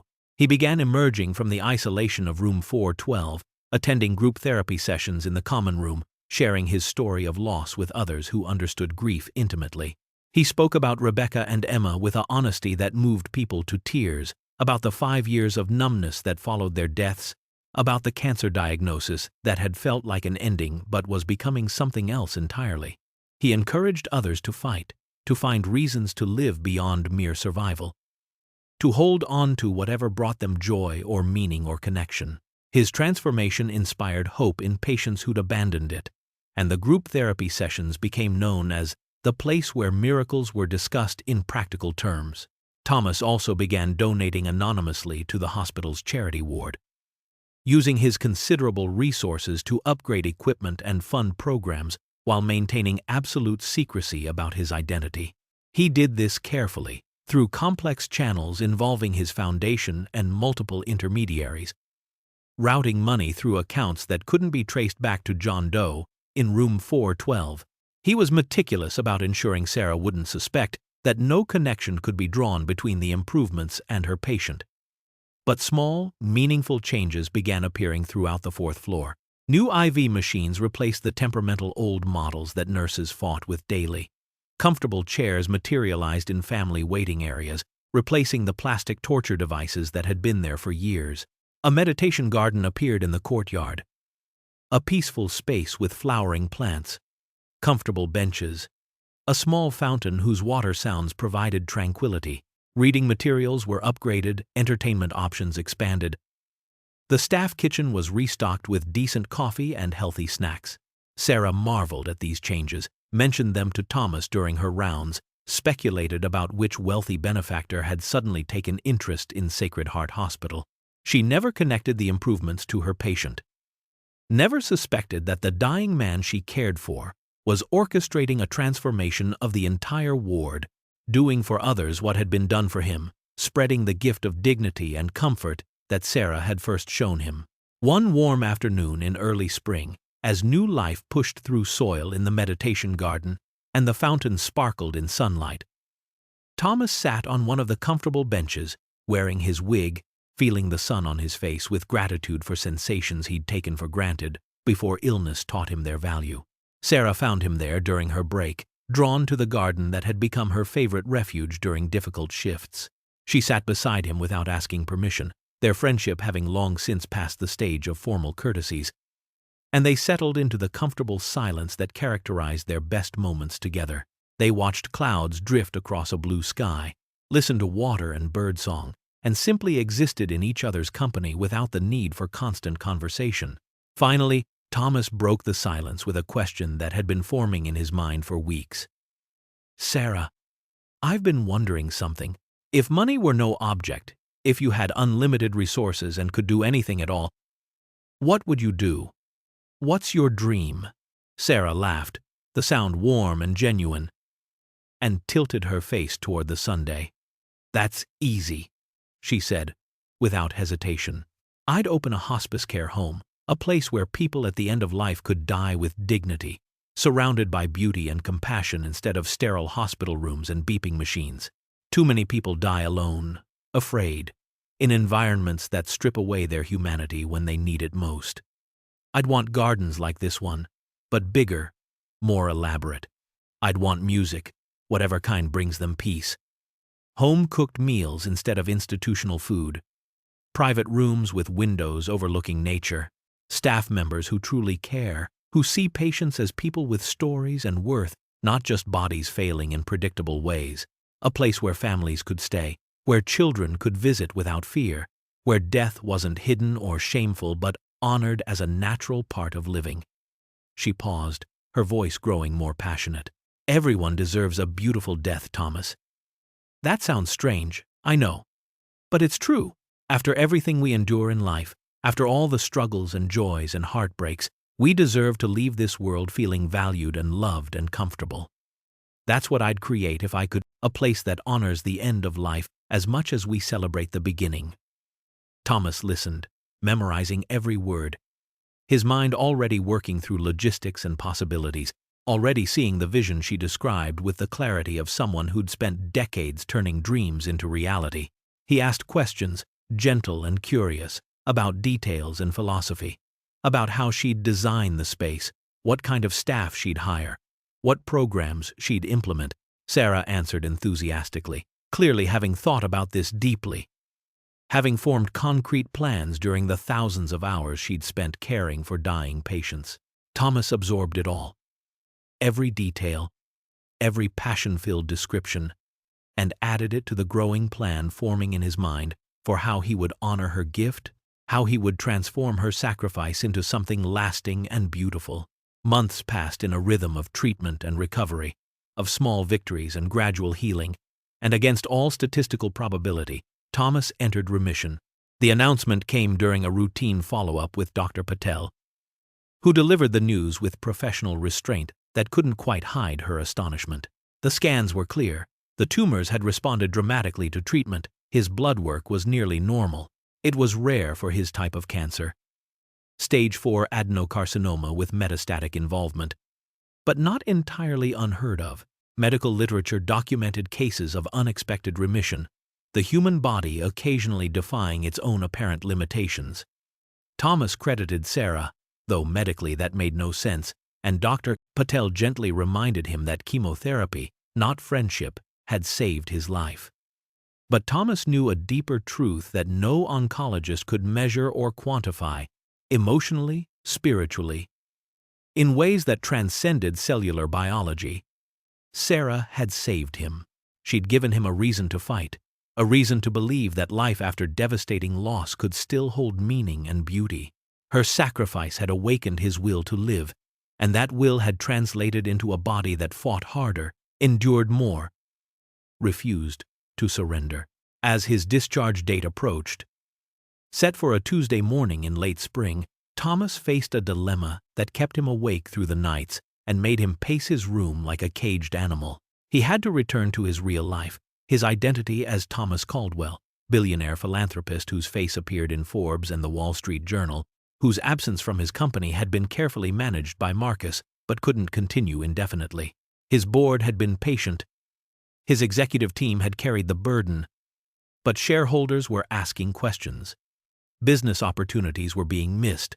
His empire needed its architect. Yet leaving Sacred Heart Hospital meant leaving Sarah, revealing his months-long deception, ending the most authentic friendship he'd ever known. He agonized over this impossible choice, turning it over in his mind from every angle, searching for a solution that preserved both truth and connection. He drafted confessions in his head, imagined her reactions, played out scenarios that ranged from understanding to betrayal. Would she forgive his lies? Would she feel used, manipulated, deceived? Would she understand that his deception came from desperate need for genuine human connection rather than malicious intent?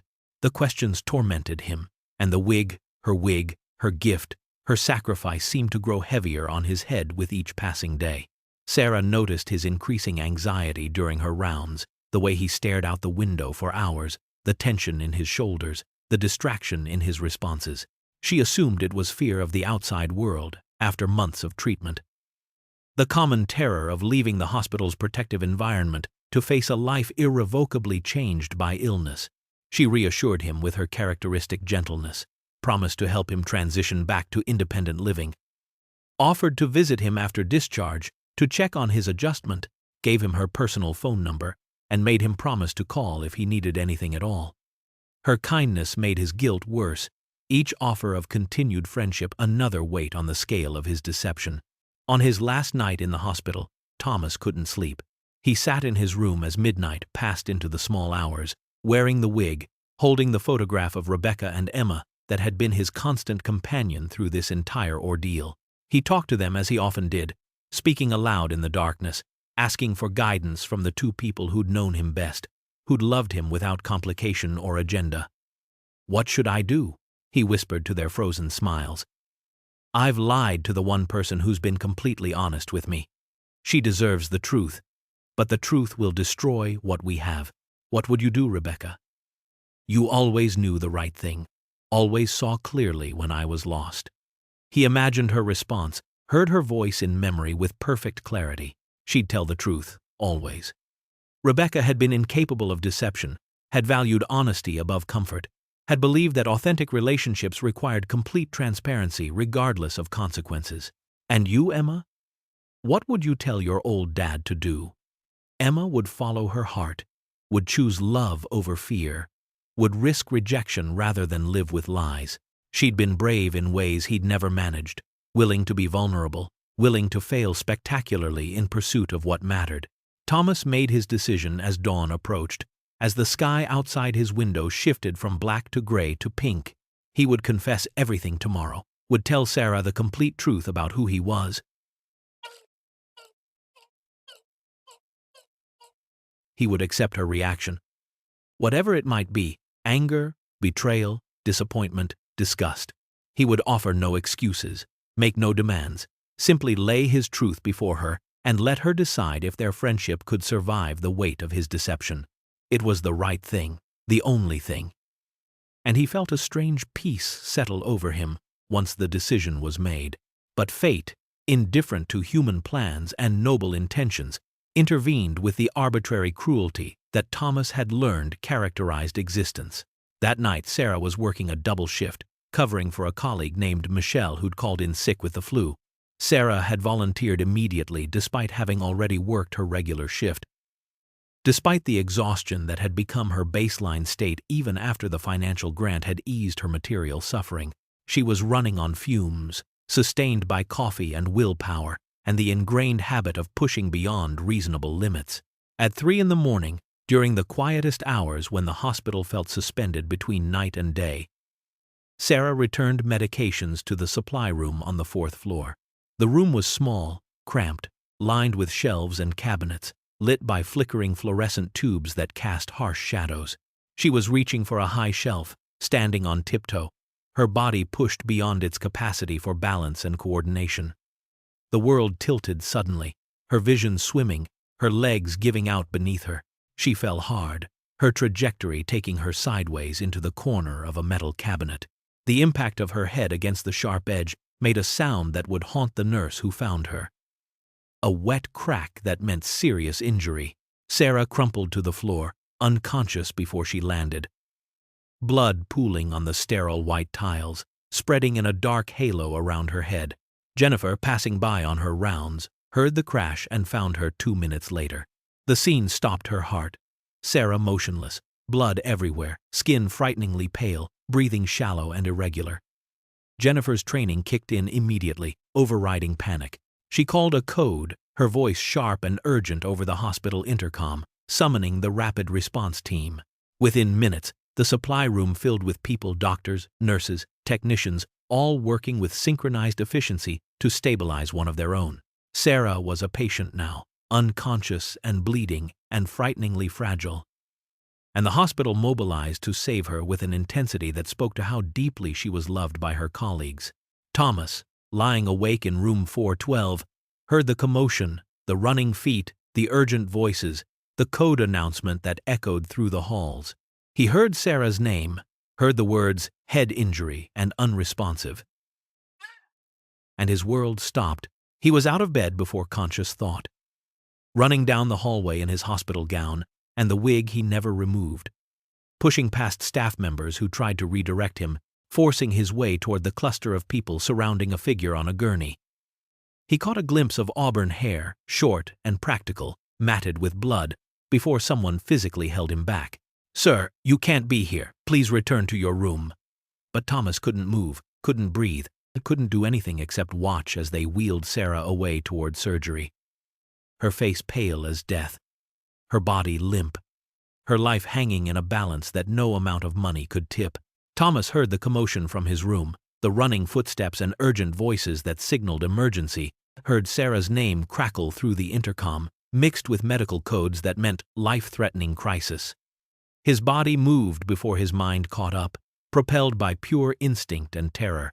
He ran from room 412 despite his weakness, despite months of chemotherapy that had depleted his muscles, despite the late hour and the protocol that patients should remain in their rooms during emergencies. He found chaos in the hallway near the supply room, doctors working with controlled urgency, nurses calling out vitals, blood on the floor in quantities that made his stomach turn, and in the center of it all, Sarah's motionless form on a gurney, her face pale as death, her short auburn hair matted with blood that looked black under the fluorescent lights. A nurse named Marcus, not his assistant but a young man Thomas didn't recognize, tried to guide him back toward his room with gentle but firm hands on his shoulders. "Sir, you need to return to your room. There's an emergency situation here, and patients shouldn't be in the hallway. Let us handle this." Thomas shook him off with a force that surprised them both, his voice emerging with an authority that had been absent during his months of playing the dying charity patient. "What happened? What's her condition? I need information now." The tone was command, not request. The voice of someone accustomed to obedience and immediate answers, someone whose questions weren't deflected or delayed. His facade slipped completely in that moment of crisis. The vulnerable dying man disappearing to reveal someone else entirely. Marcus blinked, taken aback by the transformation. But another nurse, Patricia, the head nurse, who'd presented Thomas with the wig months ago, stepped forward with information, recognizing that something had shifted even if she didn't understand what. Sarah collapsed in the supply room. "She has a serious head injury, significant bleeding. We're preparing her for emergency surgery. But there are complications." Her voice was professional, but her eyes were frightened. "Her emergency contact information is outdated. It lists her grandmother, Margaret, who passed away years ago. She has no other family on file, no one to make medical decisions or authorize treatment, and the surgery she needs is expensive and complex. Her basic hospital insurance will cover some of it, but not the specialist required, not the advanced procedures. We're trying to figure out. Time is critical." Dr. Patel interrupted, appearing from the supply room with blood on her gloves and urgency in her voice. "She needs a neurosurgeon immediately. We're calling Dr. Harrison. But he's at home, and by the time he gets here and we navigate insurance authorization, we could lose the window for optimal intervention." Thomas didn't hesitate. Something crystallized in that moment. All his agonizing about truth and deception and the right way forward becoming suddenly perfectly clear. He stepped forward, shedding the last remnants of his disguise, his voice ringing with certainty and power. "I am Thomas Caldwell, not John Doe, not a charity patient. Thomas Caldwell of Caldwell Industries and the Caldwell Foundation. You know who I am." The reaction was immediate and dramatic. Staff members froze, their faces cycling through shock, confusion, and dawning recognition. Patricia's hand flew to her mouth. Marcus stared as if Thomas had announced he was actually an alien from another planet. Dr. Patel's eyes went wide. Thomas Caldwell was legend in philanthropic circles, his face known from charity galas and Forbes covers and hospital wings throughout the city that bore his name. The Caldwell Pavilion stood 3 buildings over, a state-of-the-art cancer treatment center he'd funded after Rebecca died, but here he'd been for months, hidden in their charity ward, disguised as a dying nobody. Thomas cut through their confusion with swift, decisive commands, channeling decades of running a billion-dollar empire, of making decisions that affected thousands of lives, of bending the world to his will when necessary. Sarah Mitchell will have the best neurosurgeon available. Period. Call Dr. Harrison and tell him Thomas Caldwell requests his immediate presence for an emergency surgery. I will cover all costs personally, whatever they are. No limits. Call in whatever specialists are needed. Use whatever equipment is required. Spare no expense. No delays, no insurance paperwork, no authorization processes. Treat her as if she were family of a hospital board member, because as of this moment, that's exactly what she is. Do you understand? His voice carried the weight of someone whose word was law, whose donations had built wings of this hospital, whose foundation supported medical research and patient care programs throughout the region. The staff understood immediately that when Thomas Caldwell gave commands, things happened. Within minutes, phones were being dialed. Surgeons contacted, operating rooms prepared with an efficiency that money and power could purchase. Dr. Harrison, the region's top neurosurgeon, was roused from sleep with an urgency that conveyed both the medical necessity and the identity of the person requesting his services. He agreed to be there in 20 minutes, asked for scan results to be sent to his phone immediately. An OR was cleared and prepped, the best surgical team assembled, equipment readied. The hospital mobilized with a speed that demonstrated what was possible when bureaucracy and cost concerns were eliminated by a single phone call from the right person. Thomas paced the hallway, still wearing his wig. Sarah's wig. Her gift. Her sacrifice. Still dressed in his patient gown, because changing hadn't occurred to him, but transformed utterly. The vulnerable man Sarah had cared for with such tenderness was gone, replaced by the formidable billionaire who'd built an empire through force of will and refused to accept outcomes he didn't approve. Staff members gave him wide berth, confused by his presence, but understanding that he was now in charge of this situation in ways that superseded normal hospital hierarchy. But despite the authority in his voice and the power he wielded, Thomas's hands shook uncontrollably.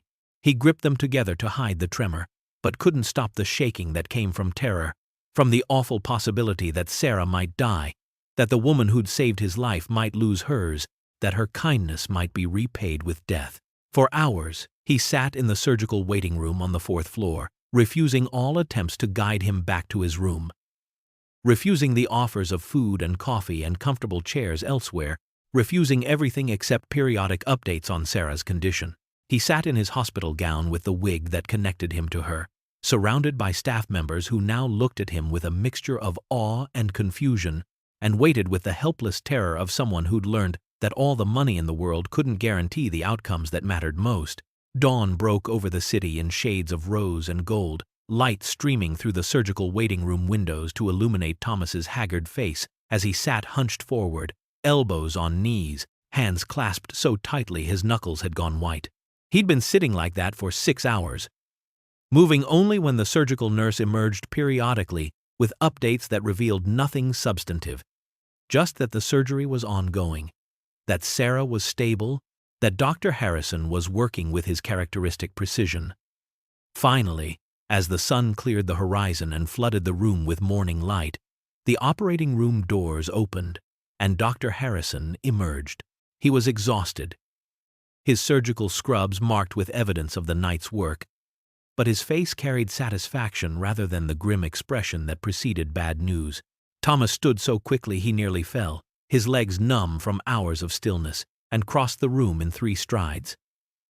"Sarah will live, Doctor," Harrison said without preamble, understanding that nothing else mattered until those words were spoken. The surgery was successful. She had a subdural hematoma with significant bleeding, but we evacuated it completely and repaired the damage. There was a skull fracture, but clean, no fragments.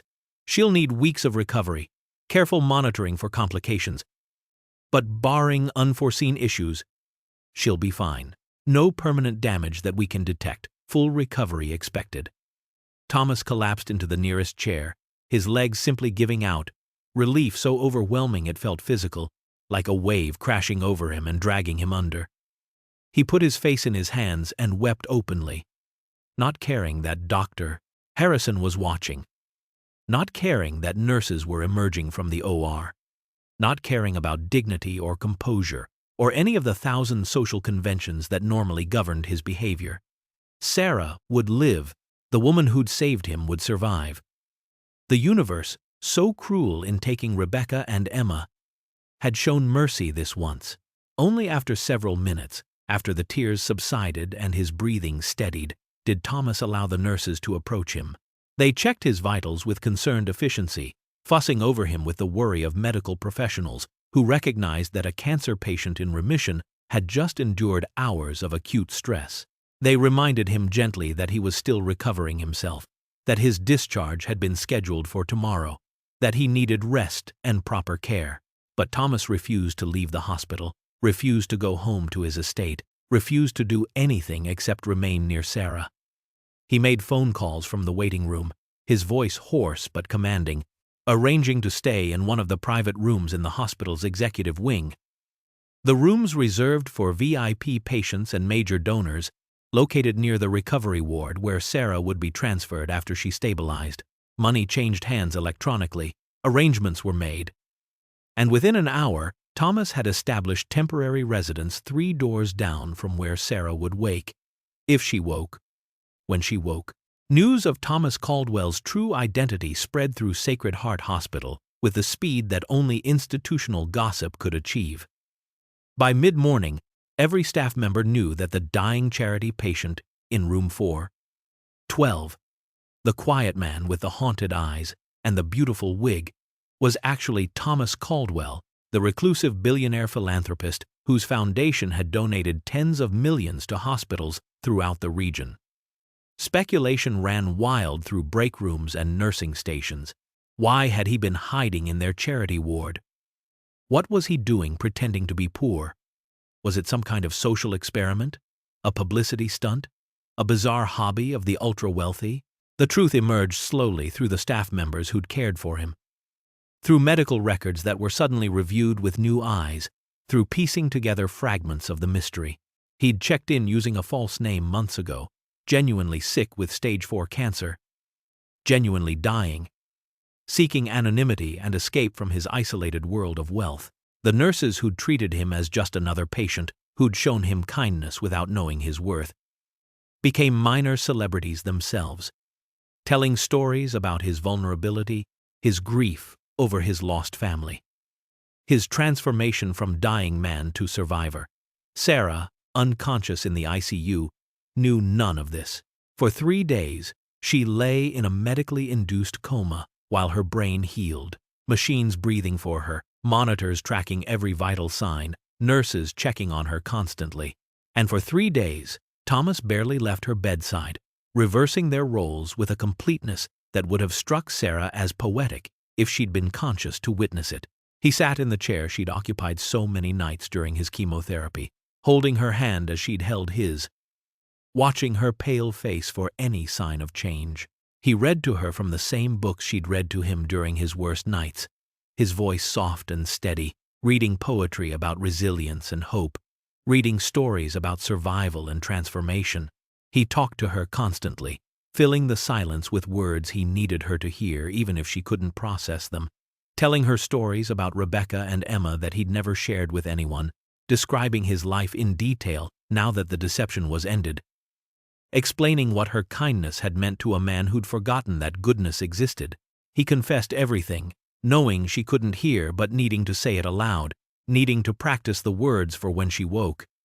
He told her about discovering the wig's origin, about Mrs. Chen's description of the young nurse who'd sacrificed her treasure. He told her about the anonymous grants and the hospital improvements, about using his wealth to try to repay a debt that could never truly be settled. He told her she'd saved his life in every way that mattered, that her sacrifice had given him a reason to fight, that her genuine kindness had restored his faith in humanity.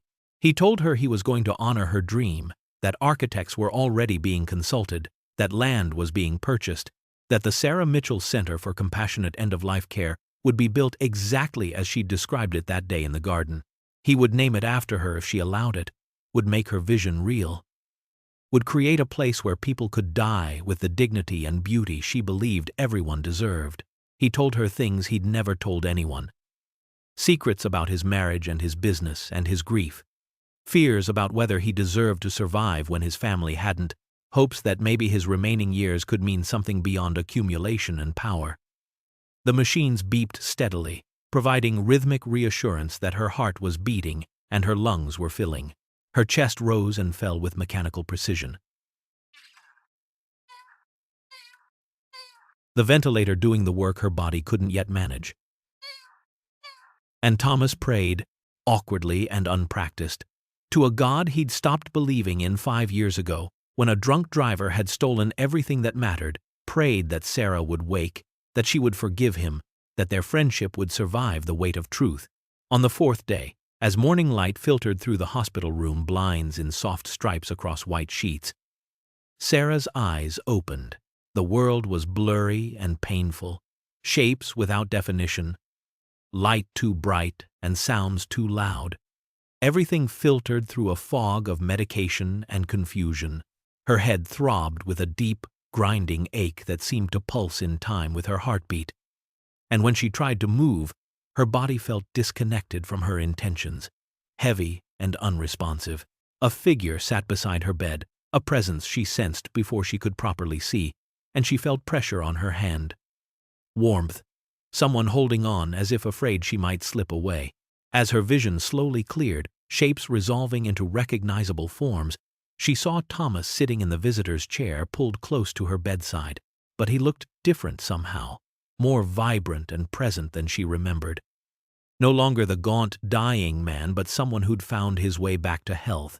He was dressed in expensive casual clothes she'd never seen him wear, dark jeans and a cashmere sweater that probably cost more than her monthly rent, his wig perfectly in place, and when he saw her eyes focus on him, his face transformed with joy so profound it bordered on reverence. He smiled through tears that streamed down his face unchecked, squeezed her hand gently, and said in a voice thick with emotion, "Welcome back, Sarah. You scared us. You scared me. But you're here, you're awake, and everything's going to be okay." Sarah's confusion deepened as nurses rushed into the room, summoned by monitors that had registered her returning consciousness, their faces showing relief and professional efficiency in equal measure. They checked her vitals, shined lights in her eyes, asked her questions about her name and the date and where she was, questions she answered mechanically while her eyes kept returning to Thomas, trying to understand what had changed. What felt so wrong and strange about this moment? The medical staff explained what had happened. The fall and the surgery, and the 3 days she'd been unconscious. Information that felt distant and abstract, like a story about someone else. When the nurses and doctors finally left, promising to return shortly with more tests, Thomas pulled his chair even closer to her bedside, close enough that she could see the fine details of his face and the silver threading through the auburn of his wig, the lines around his eyes that spoke of grief and laughter in equal measure. He took a deep breath, clearly steeling himself, and began to speak with a gentleness that made her heart race with undefined anxiety. "Sarah, I need to tell you something. Several things, actually. And I need you to listen to all of it before you react. Before you decide what you think or feel about me. Can you do that?" She nodded, not trusting her voice yet. Her throat dry and raw from the breathing tube that had been removed hours earlier. Thomas held her hand between both of his and began to confess, gently but completely, unspooling months of deception with the careful precision of someone who knew he was dismantling something precious and irreplaceable. "My name isn't John Doe. It's Thomas Caldwell. Thomas Caldwell of Caldwell Industries and the Caldwell Foundation. I'm not a charity patient. I'm a billionaire philanthropist who checked himself into the charity ward under a false name because I was dying not just from cancer, but from loneliness and grief, and I needed to escape my life where everyone saw my wealth before they saw my humanity." He told her everything, his voice steady but his hands trembling. He told her about the 5 years since Rebecca and Emma died, about the isolation of wealth, about checking into Sacred Heart's charity ward, seeking anonymity, and perhaps permission to give up. He told her about meeting her, about her genuine kindness that treated him as a person rather than a bank account. Then, his voice dropping to almost a whisper, he told her what he knew about her sacrifice. "I know about the wig, Sarah.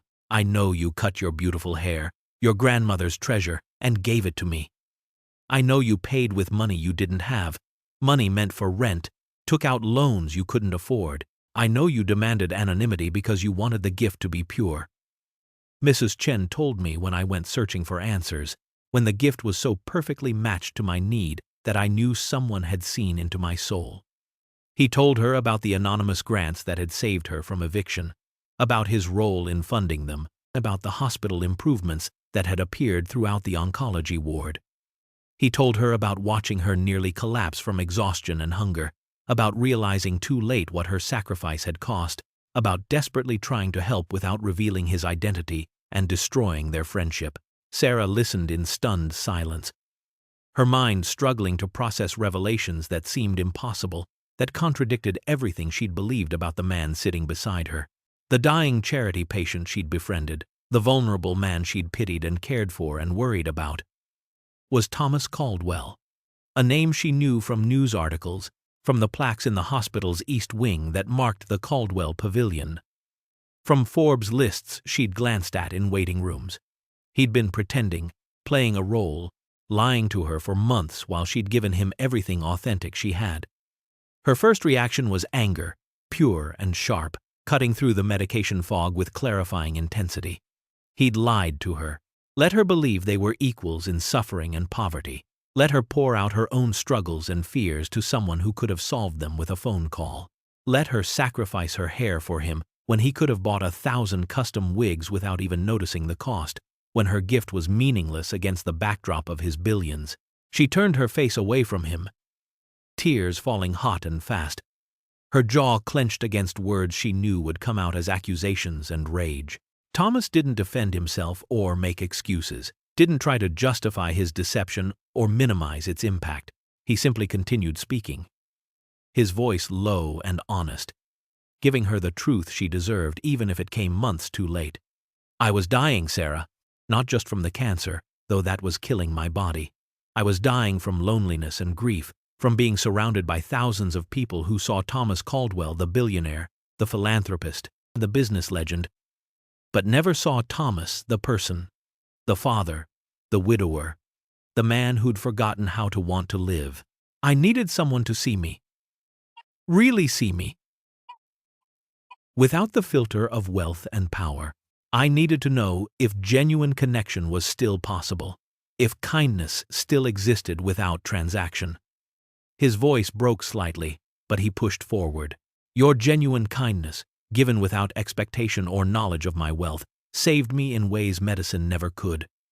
You held my hand through the worst nights. You listened to my grief without judgment. You treated me with dignity when I felt like nothing but a dying body.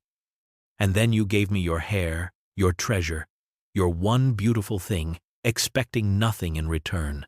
That sacrifice showed me that goodness exists without transaction, that people like you exist in this world, that everything hadn't been corrupted by money and power and cynicism.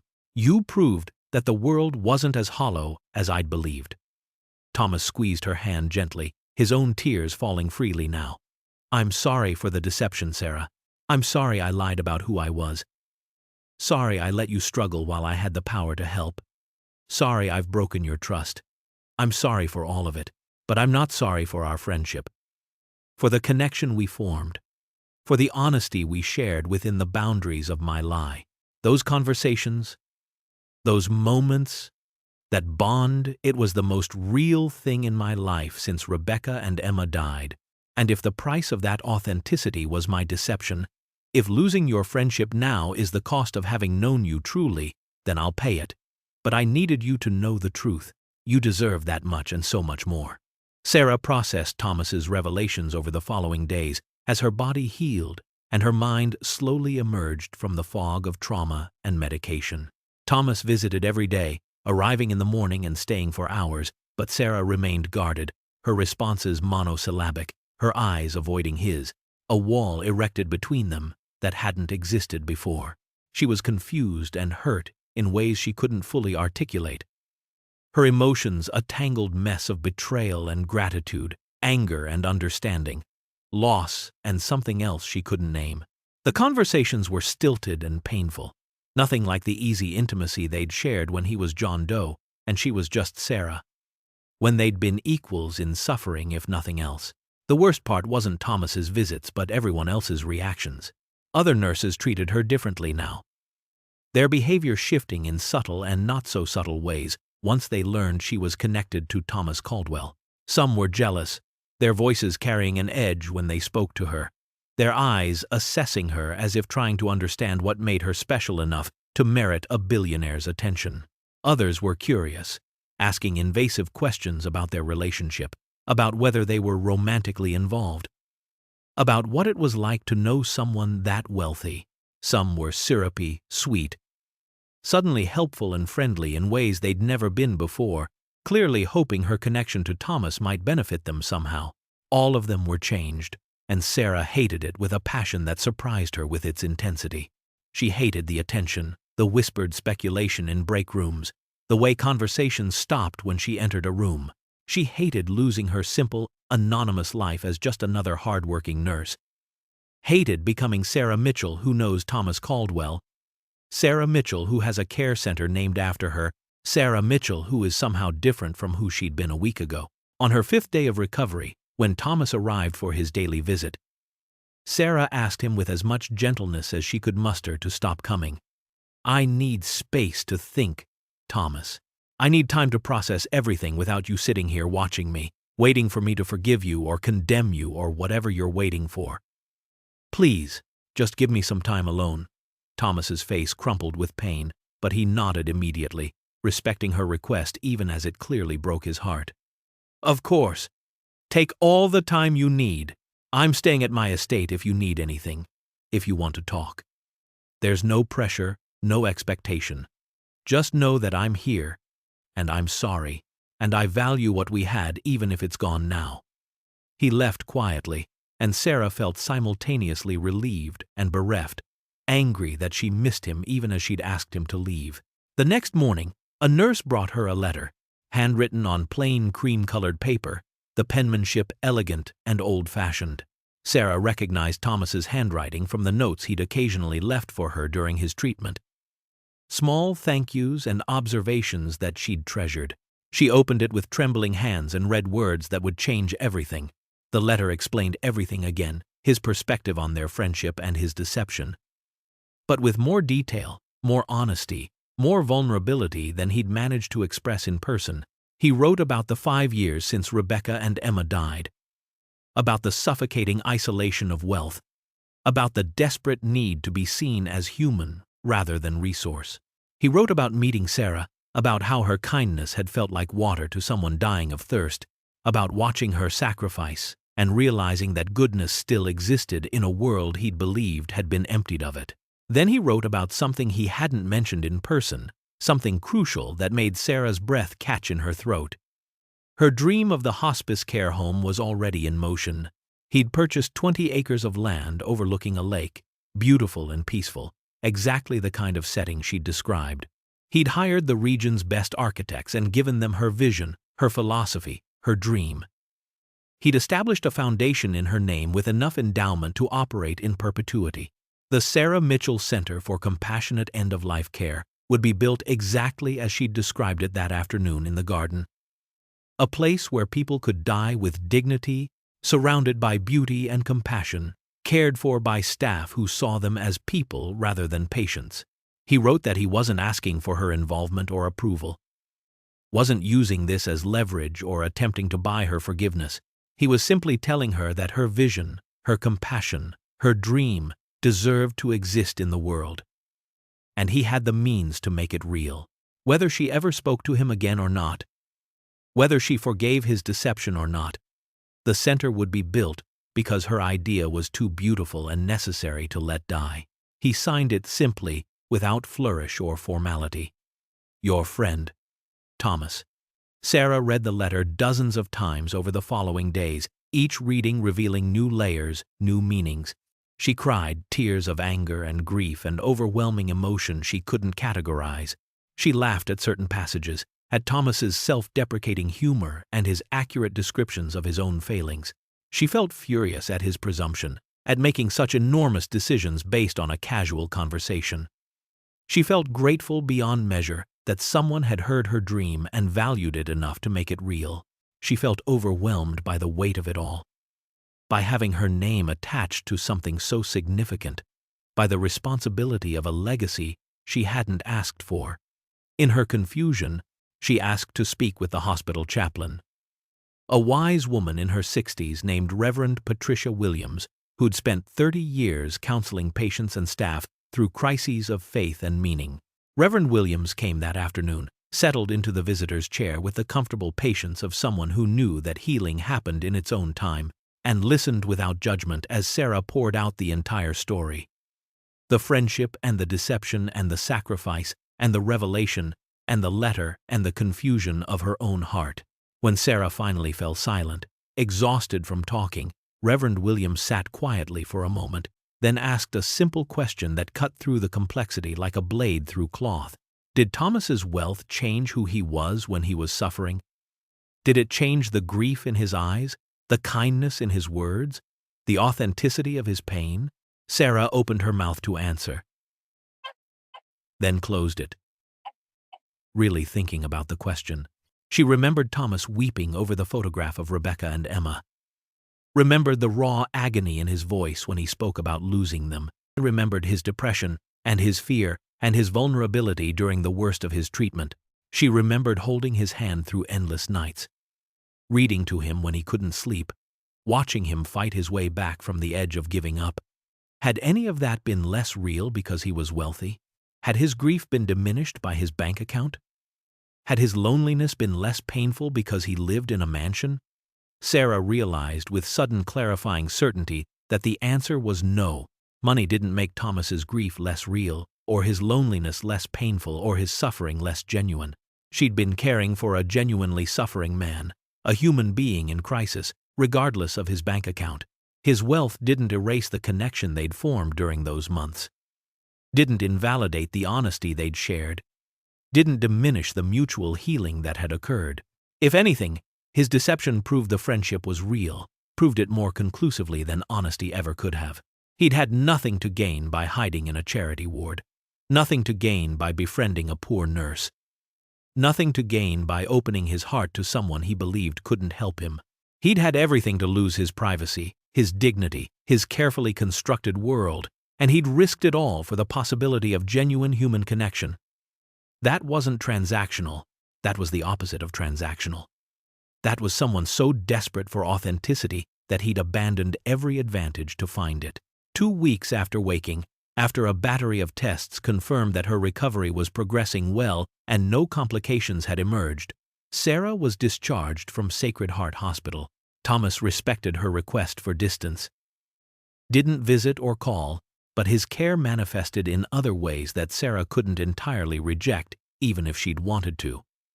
A car service was waiting when she was wheeled to the hospital entrance, the driver courteous and professional, explaining that he'd been arranged to take her home and would be available for any medical appointments she needed. Her apartment, when she unlocked the door with trembling hands, still weak from weeks in bed, had been transformed. The refrigerator was stocked with fresh groceries, healthy meals prepared and labeled with reheating instructions. The broken radiator had been fixed. Clean linens were on the bed. A nurse named Elizabeth introduced herself, explained that she'd been hired to check on Sarah daily during her recovery, to monitor her healing and ensure she didn't overexert herself. Sarah accepted these kindnesses with mixed feelings, grateful for the help but uncomfortable with the dependency.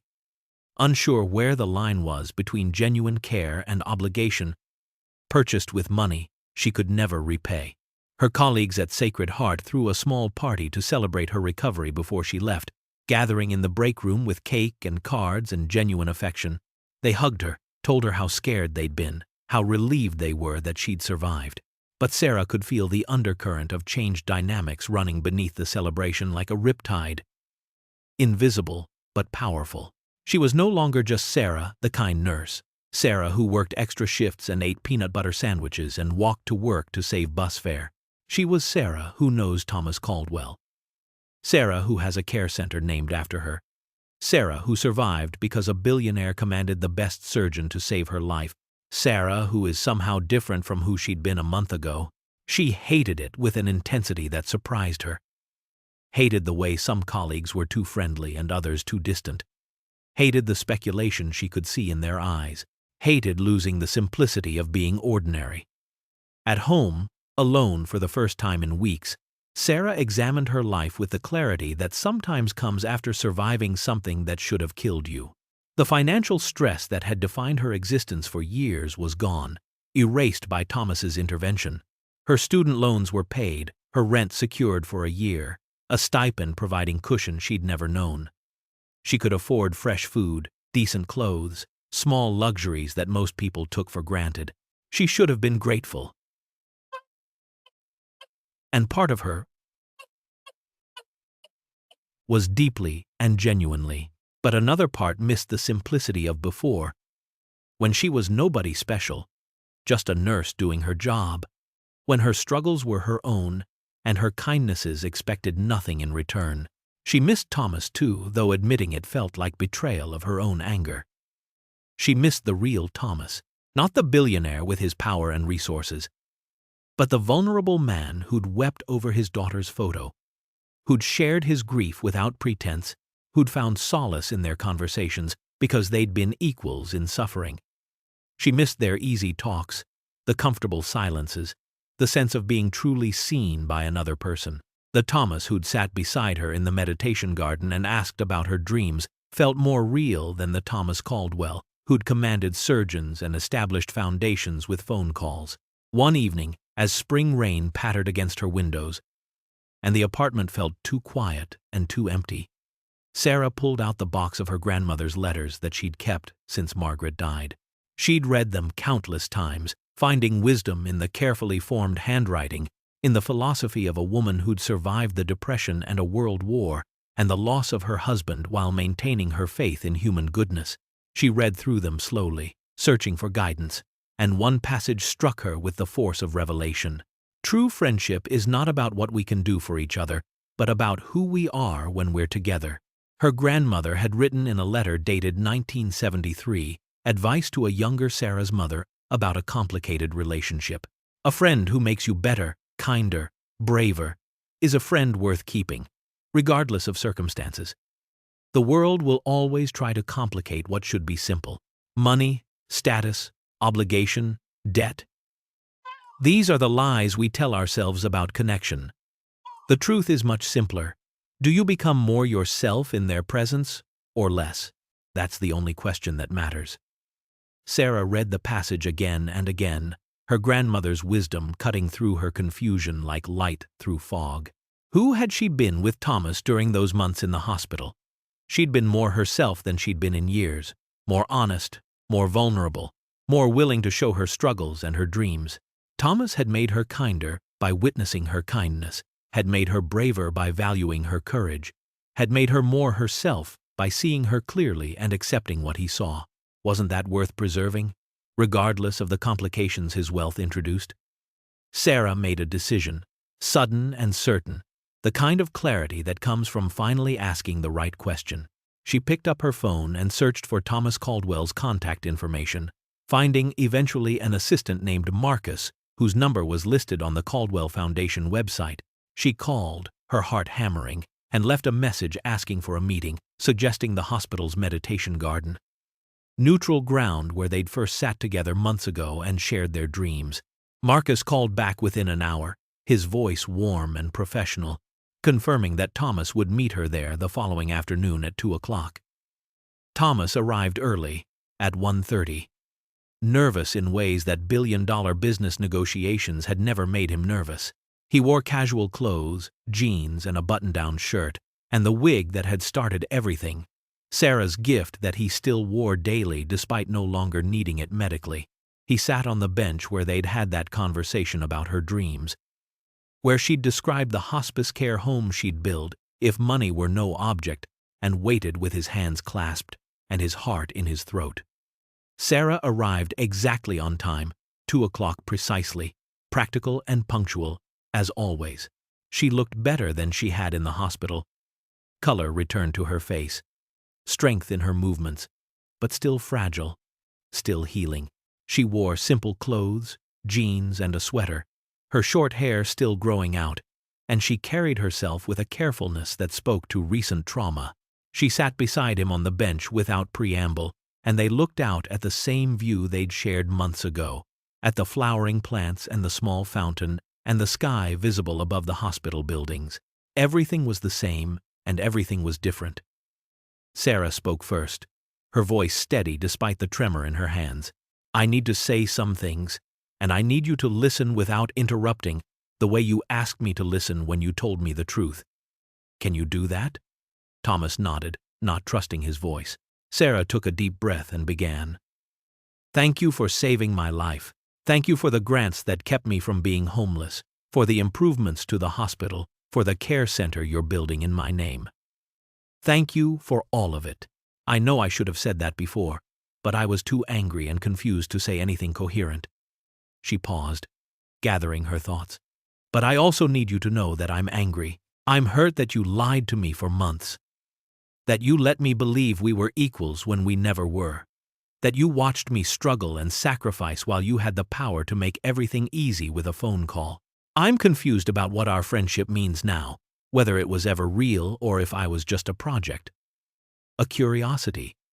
An experiment in how poor people live. And I hate what knowing you has done to my life at the hospital, how everyone treats me differently now. How I've lost my anonymity and my simplicity." Her voice cracked slightly, but she pushed forward. "But I also need to tell you that I understand. I understand why you hid, why you needed to be seen as a person rather than a bank account. I understand that your grief was real, that your loneliness was real, that your suffering was real regardless of how much money you have. And I forgive you for the deception, Thomas. I forgive you because I've realized that the friendship was real, is real, regardless of the circumstances. You didn't gain anything by hiding in that charity ward except the possibility of genuine connection, and that's not transactional, that's human." She turned to face him directly, her eyes bright with tears. "My grandmother wrote something in a letter years ago that I've been thinking about constantly.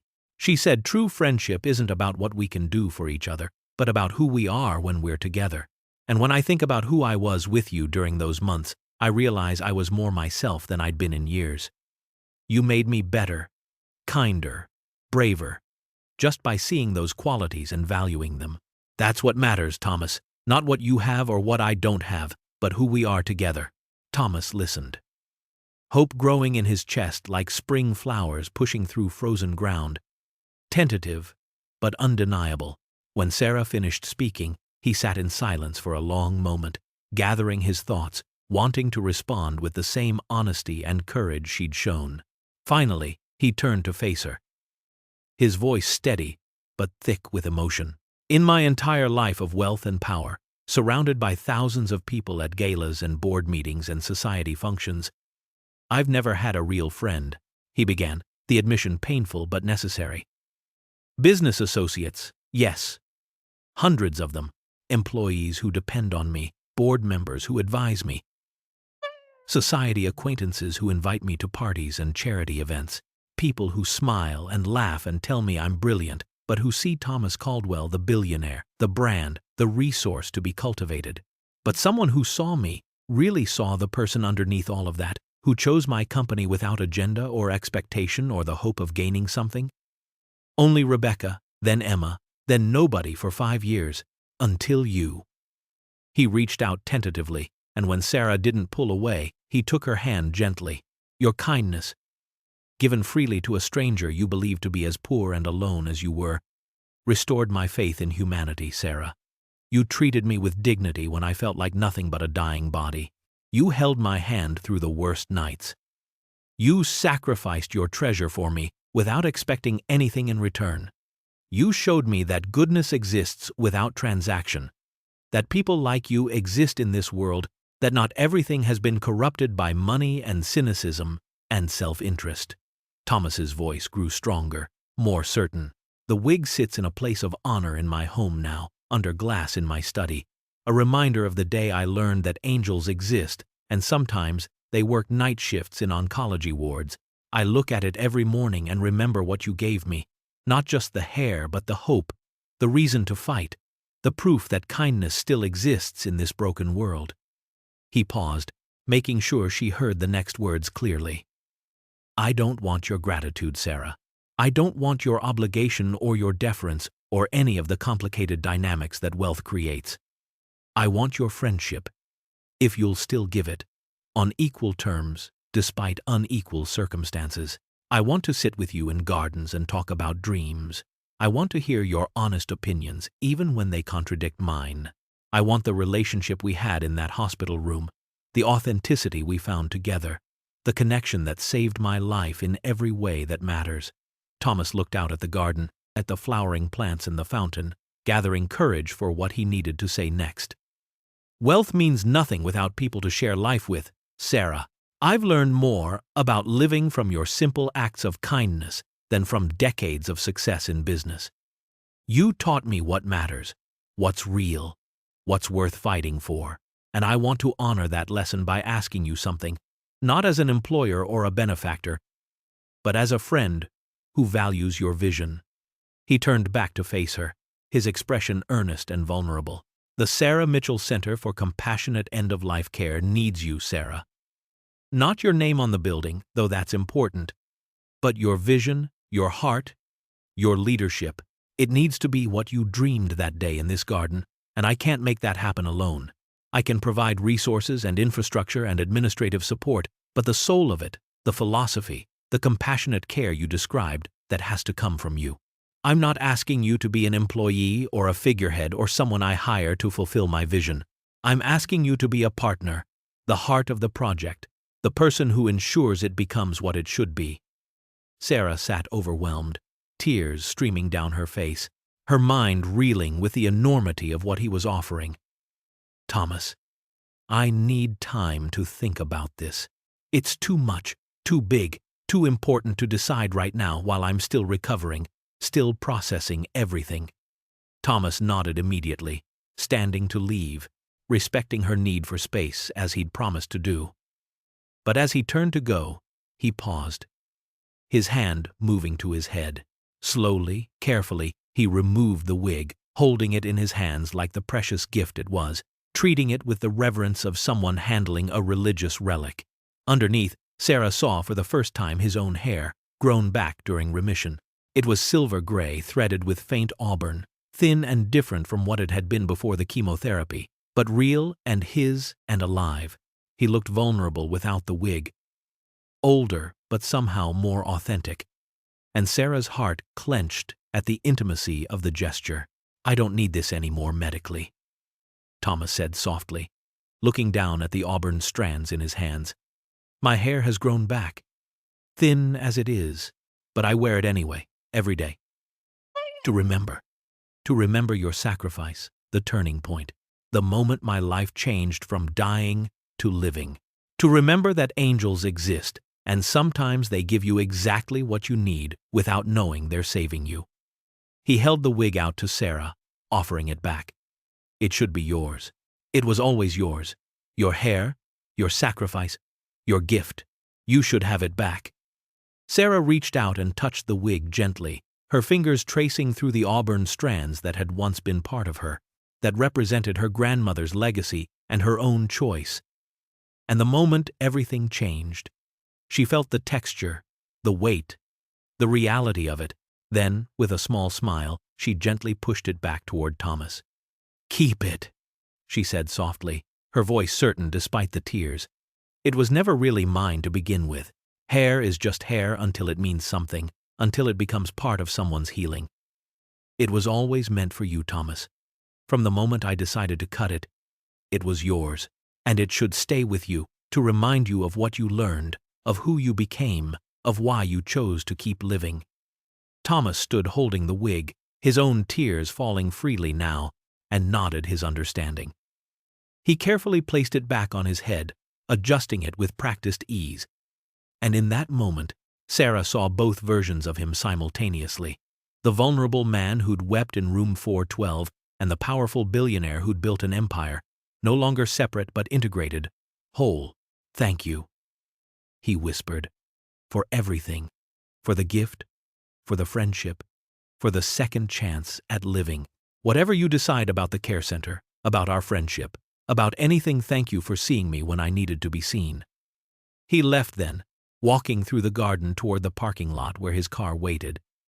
And Sarah sat alone on the bench, watching him go, her heart full of emotions she couldn't name, her future suddenly larger and more terrifying and more hopeful than anything she'd imagined.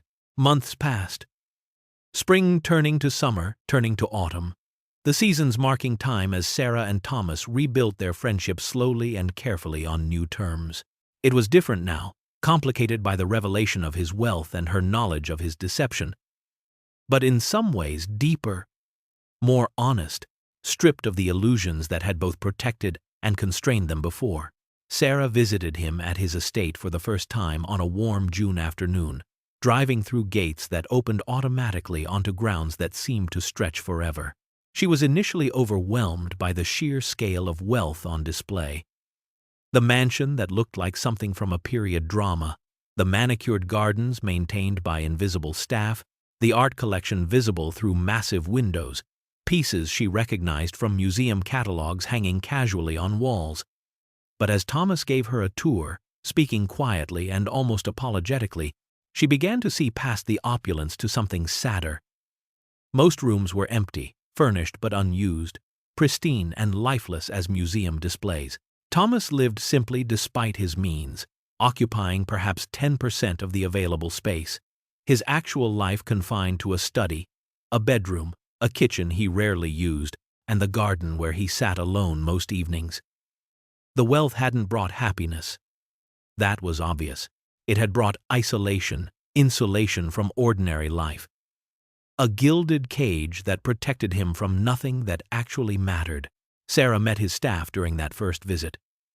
A small team of people who maintained the estate and managed his affairs. They clearly loved him.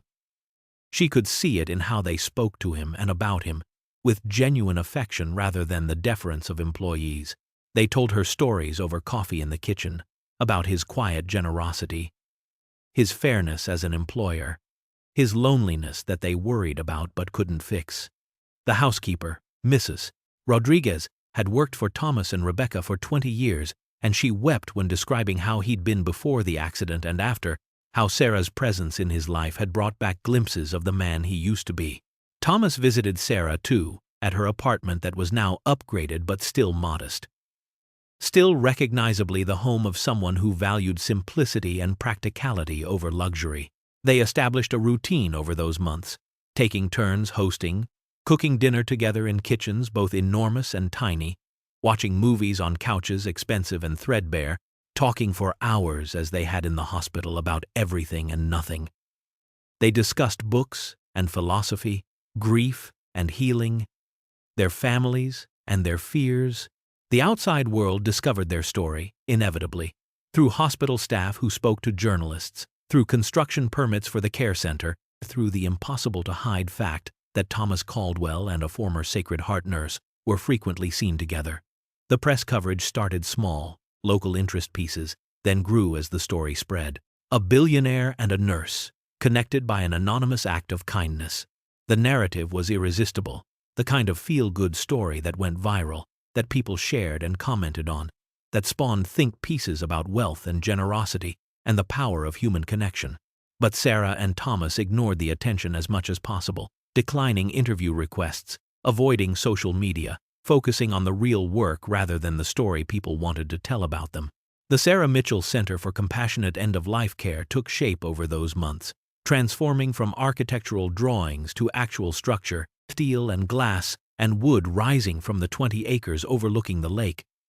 Sarah left her position at Sacred Heart Hospital, a decision that was both terrifying and liberating, to work on the center full-time. She threw herself into bringing her vision to life with an intensity that surprised even her. She interviewed hundreds of potential staff members, searching for people who understood that compassion wasn't a skill you learned, but a quality you embodied. People who could see patients as complete human beings, rather than bodies failing in predictable ways.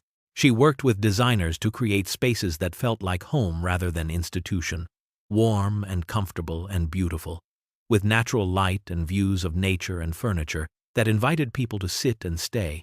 She developed protocols focused on dignity and choice, ensuring that people at the end of life could make decisions about their care, their environment. Their final days. Thomas provided resources and business expertise, handling the financial and administrative aspects that made Sarah's vision possible. But he was careful to let Sarah provide the heart of the project. This was her dream, her philosophy, her gift to the world, and he was simply the person fortunate enough to help make it real. They toured the construction site together regularly, walking through framed spaces that would become patient rooms, imagining the lives that would end there with grace and dignity. Sarah described her vision with passionate detail, pointing to where gardens would be planted so families could grieve surrounded by beauty, where windows would overlook the lake to give patients views of nature's cycles, where kitchens would be built so home-cooked meals could be prepared according to individual preferences. Nobody should die alone, afraid, in sterile institutional settings, Sarah explained one afternoon as they stood in what would become the main gathering space. Everyone deserves beauty and comfort and choice and compassion at the end, regardless of their wealth or status or circumstances. Dying is the one thing we all do, the one universal experience, and it should be honored rather than hidden, made peaceful rather than terrifying. Thomas listened, invested, believed with the fervor of someone who'd been close to that edge himself, who understood intimately how much environment mattered when facing mortality. One day in late September, walking through the nearly complete center with its walls painted and its systems installed and its furniture being delivered, Thomas stopped in the main hall where a bronze plaque would be mounted. He showed Sarah the design, her name engraved in elegant script along with a quote he'd chosen, "True kindness expects nothing in return." Sarah stared at it, tears filling her eyes, and protested immediately. "Thomas, this is too much. My name doesn't need to be on everything. The building is enough.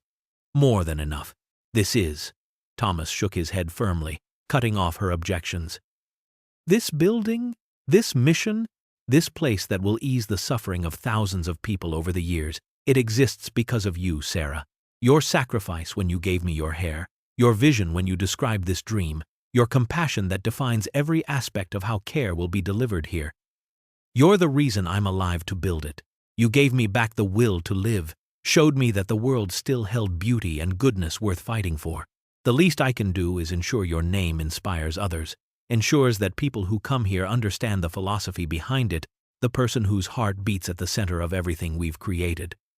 Sarah touched the plaque gently, running her fingers over the engraved letters of her name, overwhelmed by the weight of legacy, by the knowledge that her life had meant something beyond survival, that her choice to sacrifice her hair for a dying stranger had rippled outward in ways she never could have imagined.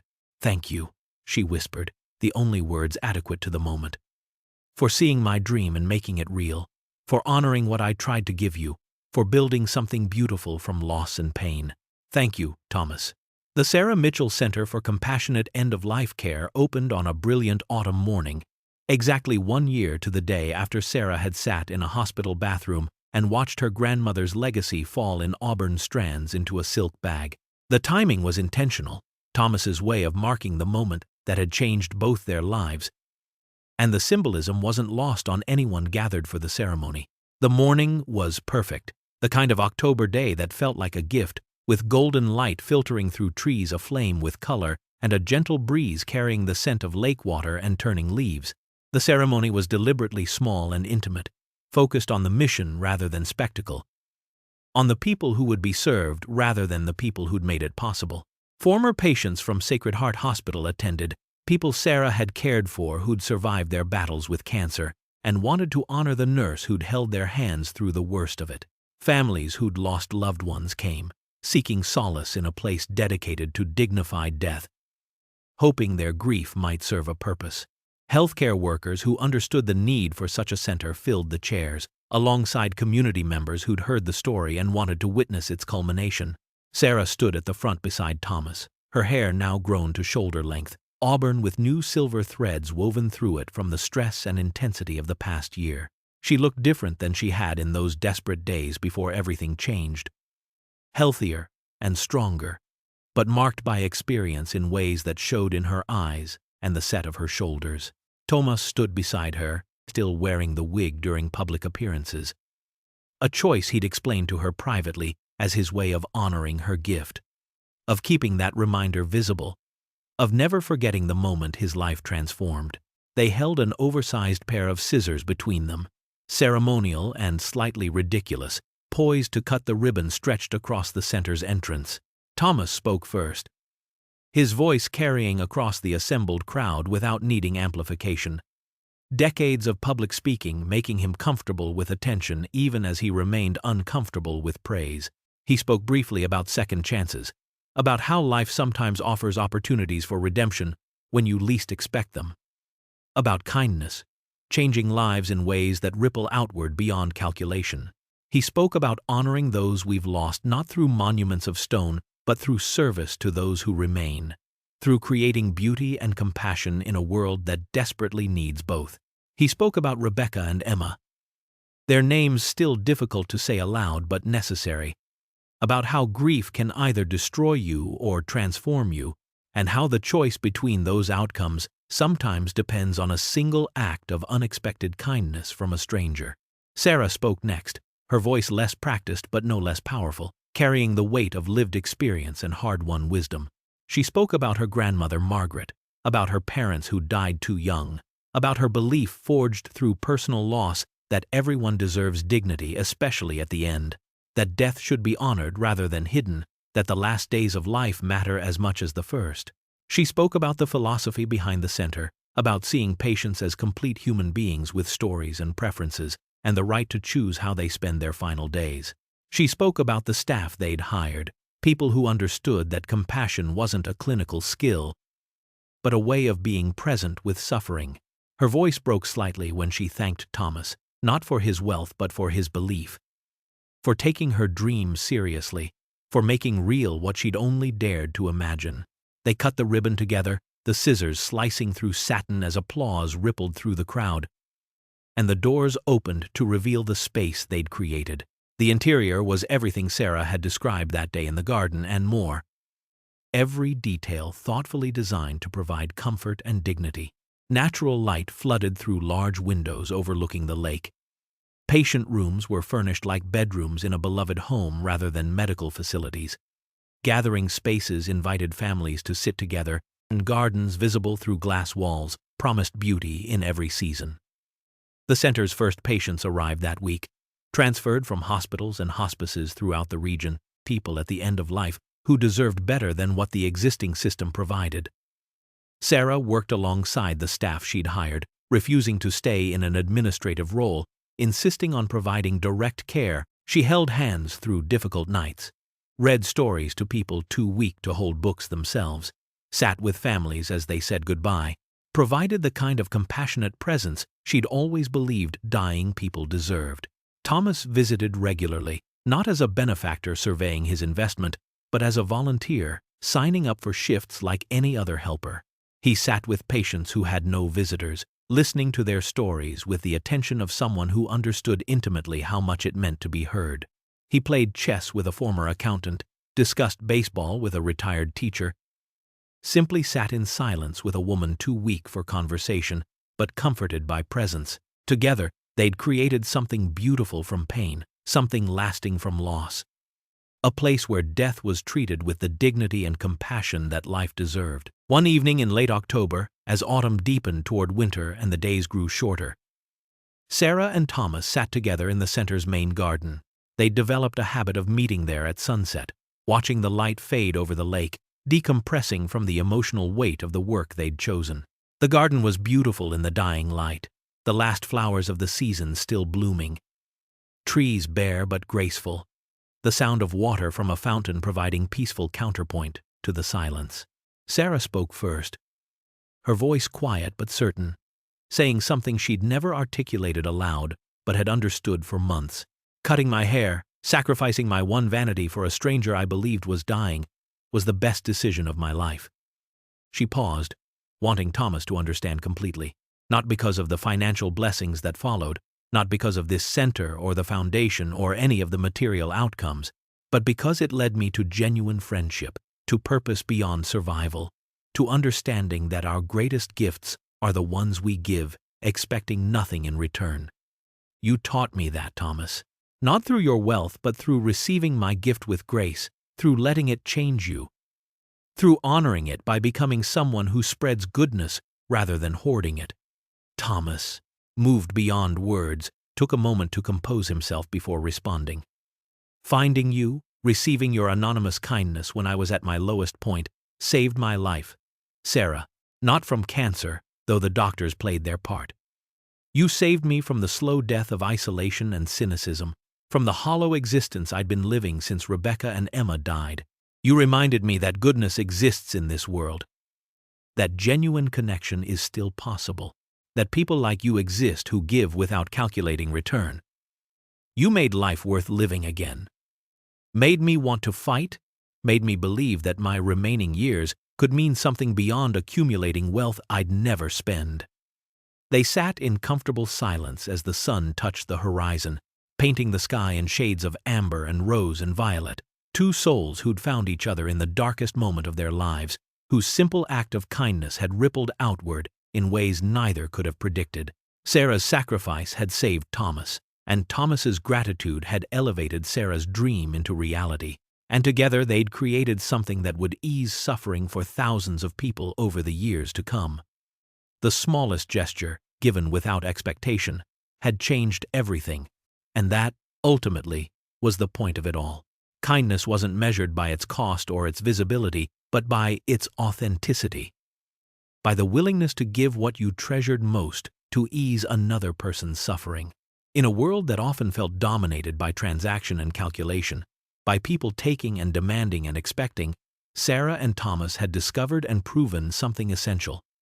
Real connection, real friendship, the real love in all its forms, began with the choice to give freely, to see another person's pain and respond with compassion, to sacrifice something precious because another human being needed it more.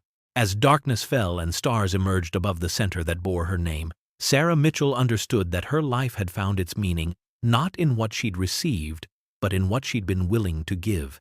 And Thomas Caldwell, survivor of cancer and grief and the isolation of wealth, understood that redemption came not from grand gestures or impressive donations, but from accepting a gift offered in love and honoring it by becoming worthy of the kindness shown.